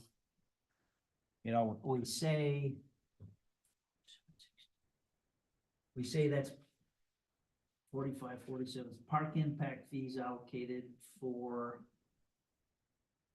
First of all, is it just park impact fees, 454762 in that chart? It says Ridgeline Park, 454762. Is that really just park impact fees? I wrote the wrong number down. So let me, rather than get into details, let me just make sure I understand. You Yeah. would like to show the citizens of Nibley that X number of dollars is actually coming out of their pocket for this park. That's correct. Okay. I will. And it could just be in the text. Yeah. It doesn't have to mess up your math, because I understand that revenue has to balance against the expenses. Even if the revenue comes from a grant, the grant probably, the expenses probably have to show spending that grant, right? But if the citizens of Nibley could say, wait a minute, you guys spent that many millions of dollars on parks, we're paying too much taxes. If we could just in the text say, yeah, we spent this much, but notice that we received a grant for this much of it, just in the words. Now, I really appreciate the section that shows the grants we've received that pay off for Mr. Clegg and Tom and everyone else's work. I really love having that summarized, but I'm also trying to pepper that down through the rest of the budget. Let me, Okay. let me think about it. And we'll do that. Okay. I understand. It makes sense what you're asking. Okay, and we can talk afterwards too. So that was my question on capital expenses. Okay. I think that's capital expenses. Yep.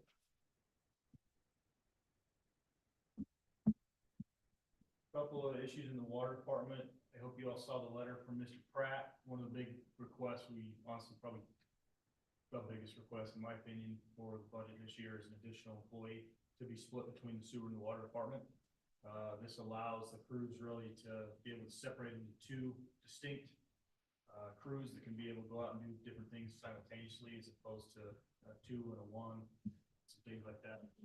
Just having the extra guy really will open up possibilities to be able to do quite a bit more. So there's money proposed to be budgeted to hire another employee in those departments.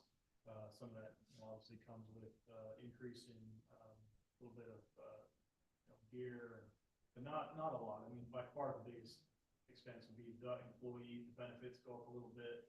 We put some money in education, training, travel. That went up for that. I'm trying to think of what else. Those will be the immediate costs to hire another employee. So that's what that is. Can I ask you a question about that? Yeah. So I asked Jared how much a new employee would be, a new hire in that position would be paid. And he said it's the top end of range 6 in the budget book. So I just want to make sure I'm looking at the right box here on page 101.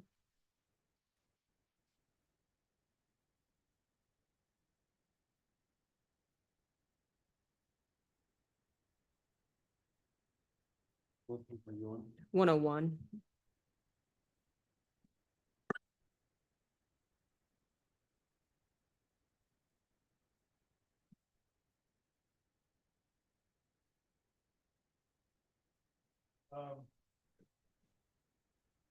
So on page 101 is the pay grade chart. And the number we plugged in there was the top, which is 6 high for a salary. Now, that's not to mean that we couldn't find somebody that would be willing to work for less than that. It's just that's what we. Well, so I'm confused with it. What's the difference between the 31, what is the 31,853? 31,853 is hour, and the number below is salary. Oh, that's the hourly rate. I see. Okay. And then the annual is 66. Correct. Okay. I understand now. Okay.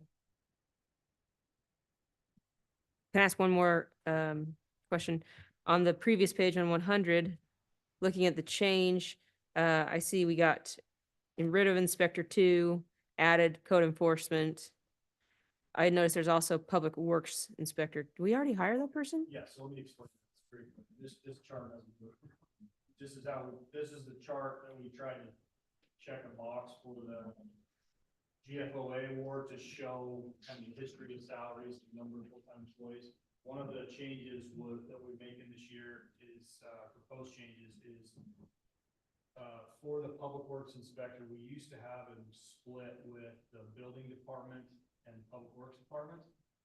And just, the demand for the building inspections and the way he's gone, we're moving kind of more to just Public Works. So we took that money and that number basically that was in the building and moved it into part-time or the Public Works. That's why there's a minus 0.5 in the Inspector 2 for planning and building and a plus 0.5 in the Public Works Inspector. We're just paying this person out of a different pocket of money. Correct. Okay. That takes care of, that 0.5 and that, the negative and the positive 0.5. Okay. And then you go down, we also had this fiscal year, we budgeted money for our code enforcement and it was budgeted as a line item so that we had kind of the option of actually contracting with somebody to do that. And we decided to rather do that in-house and actually hire a guy. So we moved it from the line in code enforcement under planning up to salaries and added a 0.5 in that chart to basically a part-time 20-hour week employee. Mm-hmm. So that's the code enforcement officer. And then the other 2.5s are split between the water, so that's just one guy that we just talked about, right? So if you do all that magic, there's really 1.5 employees that we are adding to our payroll this proposed fiscal year. Yeah. Do we not need to add a fourth line under water and sewer? We just leave it as 1.5 and count it as 1.5 persons Well, worth of water, work? it's more of job description, so there's water operator is, we have right now, we have 2 of those, right, but there's 0.5 in each, so it shows them 1 in each. Oh, I see. Okay. So, we're really just trying to say, there's this job, there's this many full-time employees in that job. And it gets goofy because they're not all full-time, we even have to split it up. You see like 0.34, that's because we budget 720 hours for our seasonals. How many seasonals we have, which department they're in. So it's kind of a goofy chart, but it's really just trying to show, the increase in payroll or the increase in number of employees per year. Okay. That makes sense. Thank you.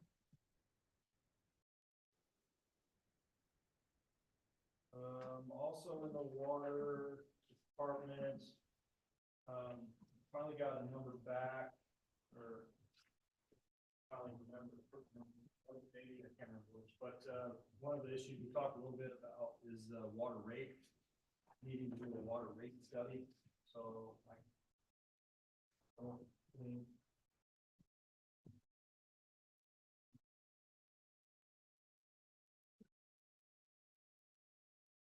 professional services and the water expenditures, I bumped that up to 15,000 a day. So your book shows 5,000. 15 pay for a water rate. study. Page? Page 8. Oh, wait. Under water expenditures. And that is, so that's a cost to have, the consultant that's doing our design for our new water tank and our new well. But that's their estimate to do that. We could reach out to see if Science Bank would be a little cheaper. There is some benefit to having it with the consultant, but I think we'll We'll use their number for the budget and then see if we can get it cheaper. Does that make sense? Which line item was that? That is line, 514310. That's going 50.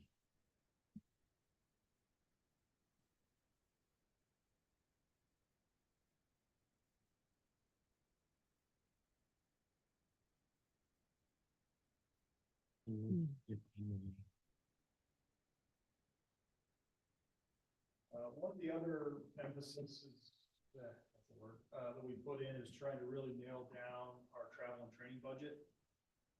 I mentioned last time we really nailed down our benefits page, and you'll see is across the board, as you move across benefits, some of them up, some of them are down. It's because we really tried to hone in on that. We did the same with our education, travel and training. And so you'll see some of those budgets, honestly, have kind of gone up pretty substantially. Historically, we plan to go to some of these, and we are trying to broaden our horizons a little bit, maybe look a little further out to some of these more national conferences, the closest to the local state ones. But a lot of times we plan to go, we budget to go, but it just does not work with what's going on. And so typically we budget a lot more than we actually spend out of those accounts, but you'll see across the board, a lot of those education, travel and training budgets went up. And that's really just to make sure that our guys are doing everything we can to get the CUs and whatever else they need, as well as just really be on top of their game and know what's going on in the industry. So, one from that, and that's mostly what I wanted to cover tonight. And just really answer any and all questions that you may have.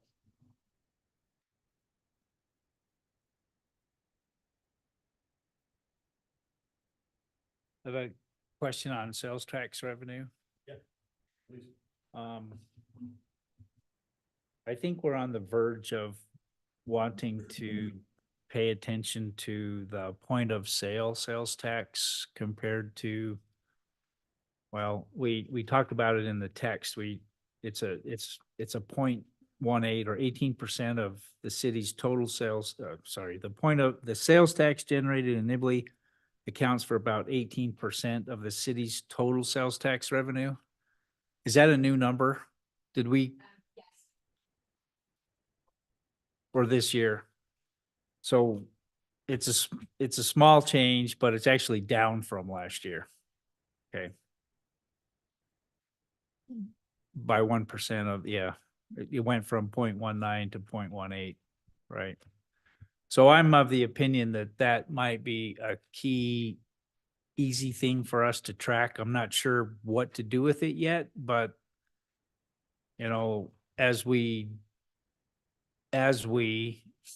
if we develop a commercial base in Nibley City, that number should go up.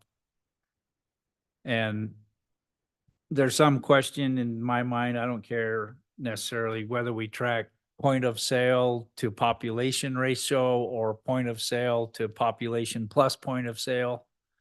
I think we're tracking 0.18 to mean point of sale plus population part, right? It's the point of sale to the total, Yes.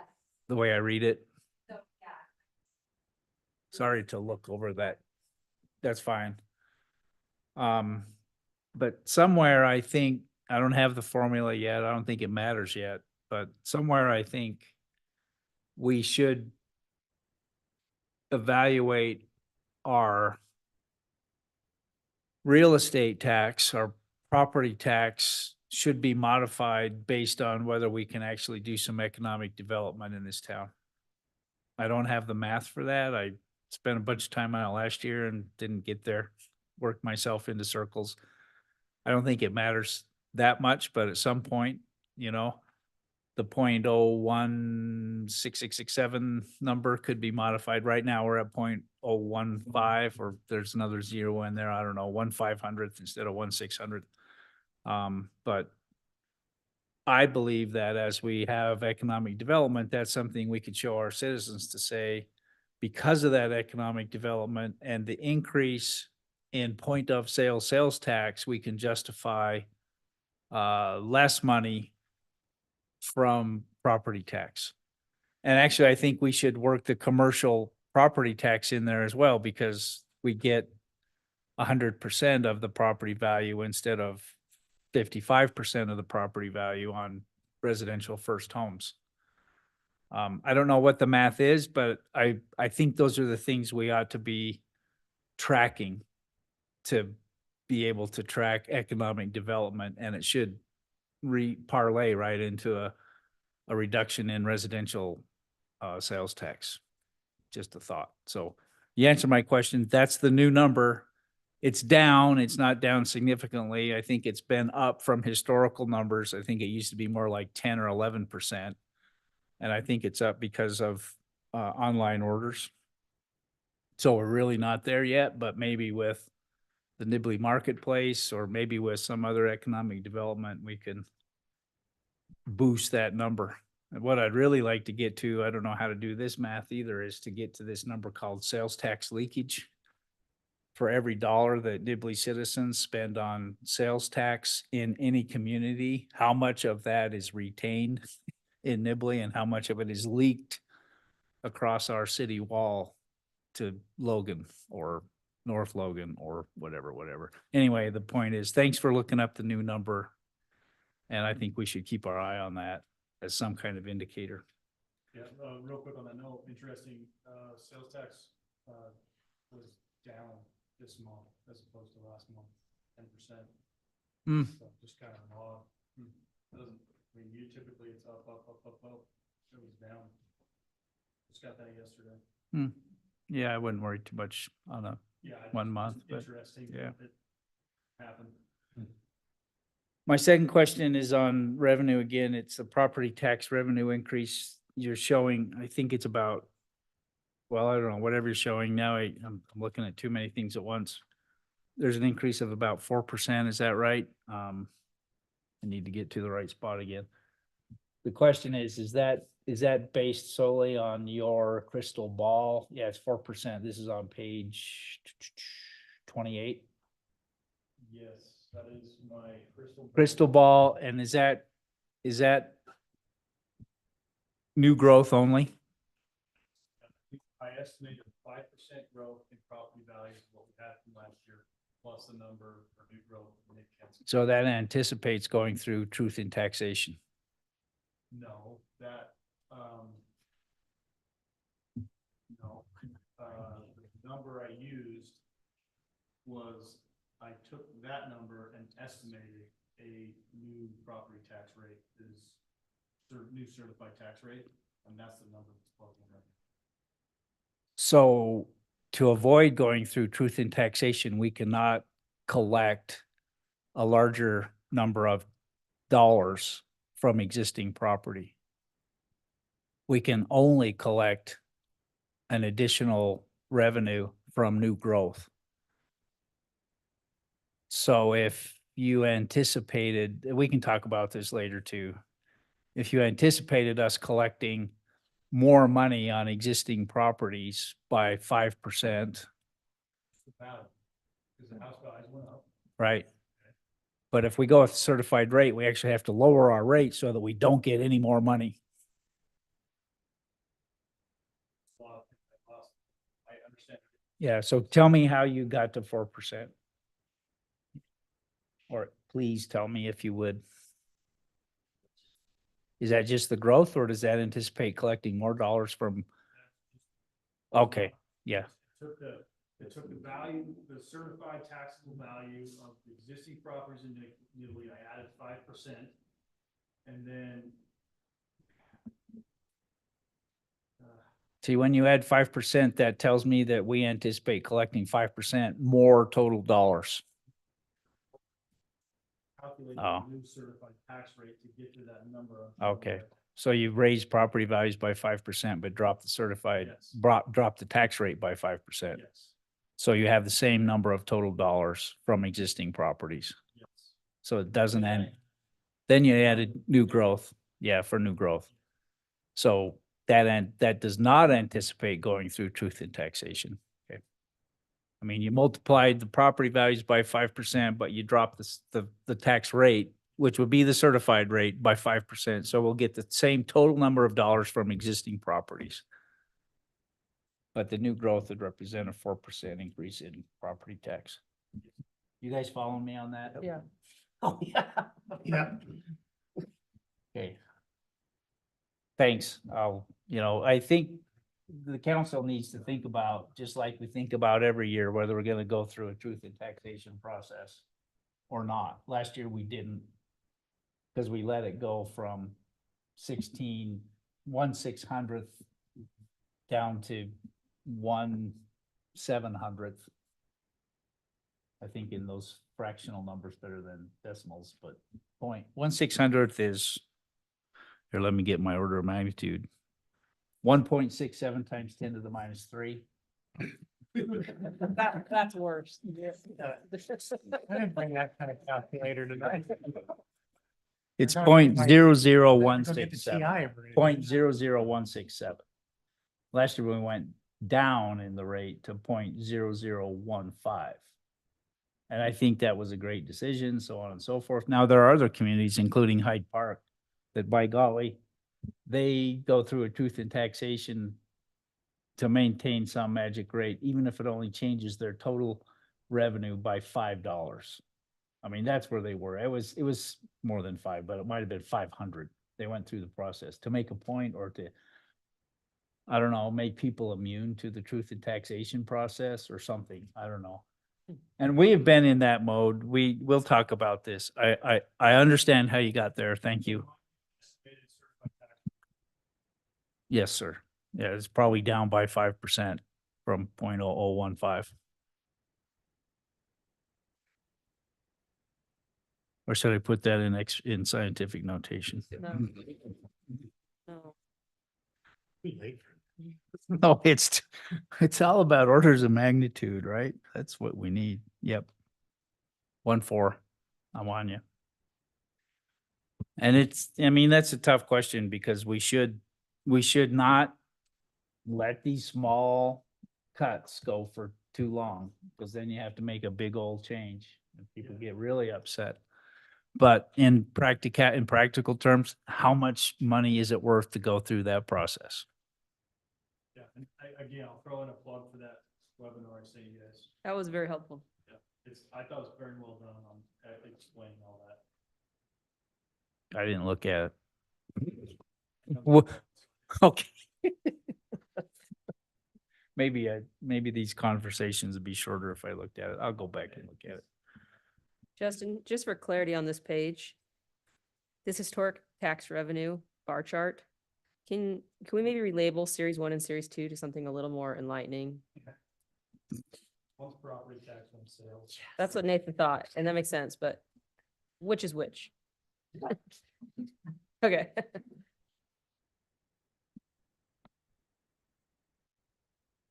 Yeah, thanks. So property tax has forever, clear back to 2010, exceeded real estate tax, sales tax has exceeded property tax in revenue for a town that doesn't have any economic development. very little development. Yeah.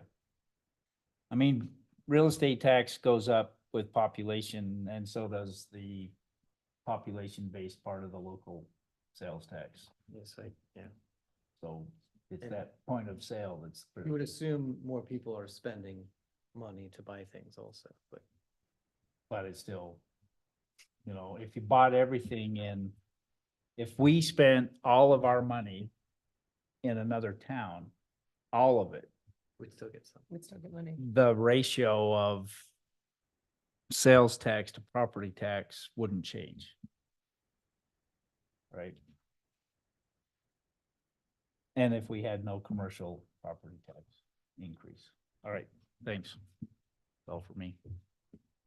I'll- I'd say I like your suggestions that you talked about with Amy as well. I think that's a good idea. I'd love to see us get there, so. Oh, can you go, if we had questions, can you go back a number of years? And I'm not saying we need to do that, but just make sure we're computing it. Do you have access to data from years past? So if we need to, we can go mine some more data, scrape some more. Okay. Great. Need a car smart in Nibley. Come on, man. Oh, you're running one out of your garage, aren't you? Man onto it, thanks. I'm just kidding. I know you're not. Good idea though. We just need sponsors. Smart support indoor recreation. Did pay property tax, commercial property tax and sales tax. That'd support it. Build a building and fix cars during the day and then we can push them all out. You can do basketball at night. I thought we were just hoping for a car wash. Must be getting late.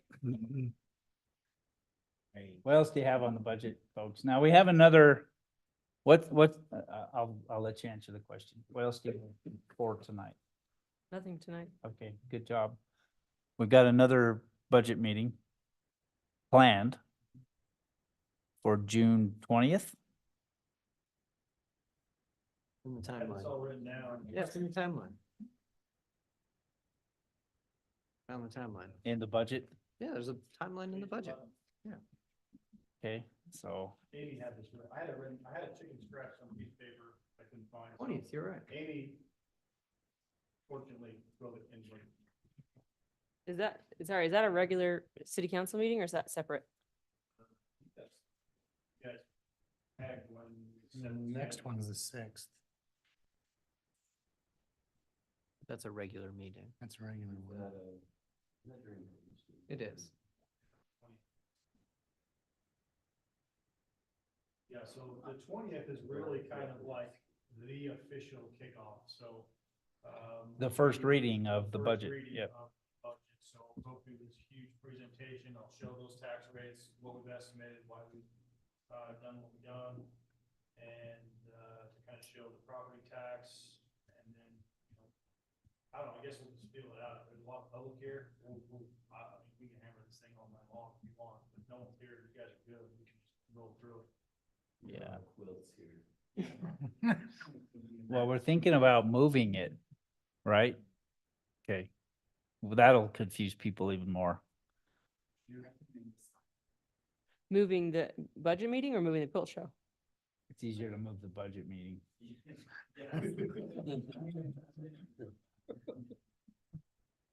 So maybe the pavilion at Heritage Park, we did that for trash. What do you have planned for the 20th evening? For Heritage Days. Maybe we put the salt show somewhere.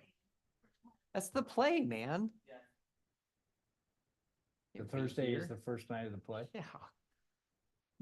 We canceled planning commission here because we did it during that. What's on Wednesday of Heritage Days? No. Either go the week. We can't move the 20th, that's the day that the county has scheduled and then advertised. Oh, that's why. Those idiot. I mean. For the that makes first sense. reading, they even schedule that, not just the truth in taxation? You had a great public work. Oh, yeah. Actually, we'd fit in there, What? wouldn't we? Let's hold it at Ander Park, During the children's play? just off to the side. Just the, Discussion of the budget, come on over here while you watch the Watch play. the play, go over there. Is there a timing issue with time? I think Public Works is the answer. I mean, it's a I like conflict with play. the play. The play goes the next night too, though, right? Don't do a bunch of other. That's Friday though, right? Yeah, that's the only agenda item that day. Are you instructing me? I am suggesting that you only consider that for the next few weeks. I think that, what do we do first reading on? You have a, we have a, Open space. Another one. don't we? We have a June's, another one June is June. 6th is our next. Yeah, June scheduled one. 6th. That's our regular one. which is 2 weeks. Yeah, from now. this is just the budget timeline. Yeah. right? We won't have anything. I swear June 20th is a special meeting. Yeah. We specifically Because said, the county forced us to. Well, no, we set up on When- our schedule of possibilities, but then when we submitted our dates to the county on possible, you had to pick an A and B, and I don't know what we got. I think we got like B choice. Right. It wasn't one. because someone else had it. So when we went to the 3-week schedule, we did an extra meeting in case we needed it for the budget. And then the county Made us need it. made us need it. That's exactly. Let's just swap. Let's start calling other towns, be like, hey, we have. You call the county and just say, we'd like to swap with Nibley. Yeah, I didn't realize. I thought their truth and taxation had to be coordinated, but seriously, you have to coordinate the first reading? It's more the public hearing. The public hearing Oh. can't be at the same time as any. That's someone else's. That can't be within a designated 30 minutes or something of any other county. What if we did it's too late. What if we did a public hearing at the second reading instead of the first? Doesn't exactly inform our decisions, but sure. Yeah, but so many of the public are not gonna be here. They'll be at I know. the engaged public will be at the children's play. You guys will appreciate what Bragg did on their budget on, Millville doing that. Switch with they, me. they adopted the new budget and the chairperson forgot to do the public hearing. And so I said, go ahead. I was just filling time.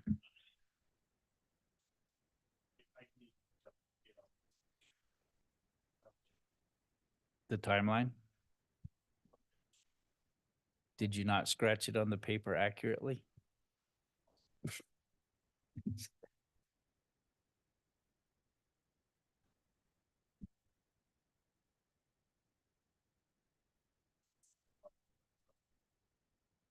It's gotta be tentative budget.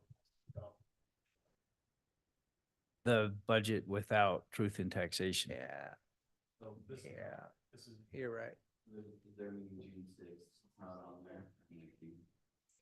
Yeah, I think it might be the 6th and Correct. And then what was the second?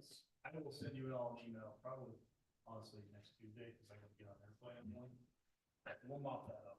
I So, apologize for that. What potentially, is it still gonna be a meeting on the 20th or?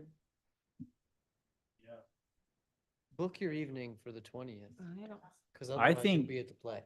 I think the 20th is probably the final adoption. Heritage tax? I think that your city family. My in-laws. I Pretty stayed sure with we them. have a lacrosse game that day too.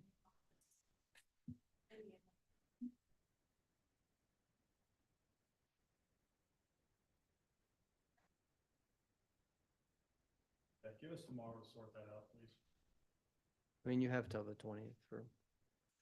Or the 6th. So that's the big question. I apologize for not being super clear on that. You're good. I trust they can get it figured out. Are we ready to move on, council? Yeah, we still I have think that closed is yes. session. With that, Not going. completing of that part of the agenda, I would accept a motion to move to closed session, to adjourn to closed session. Motion from Garrett. Thank you. And a second from Norm. Thank you. Any discussion on the motion? If there's no objection, we'll vote. All those in favor of moving of adjourning to closed session, please say aye. Aye. Any opposed? Okay, hold on while we switch the recording. Please.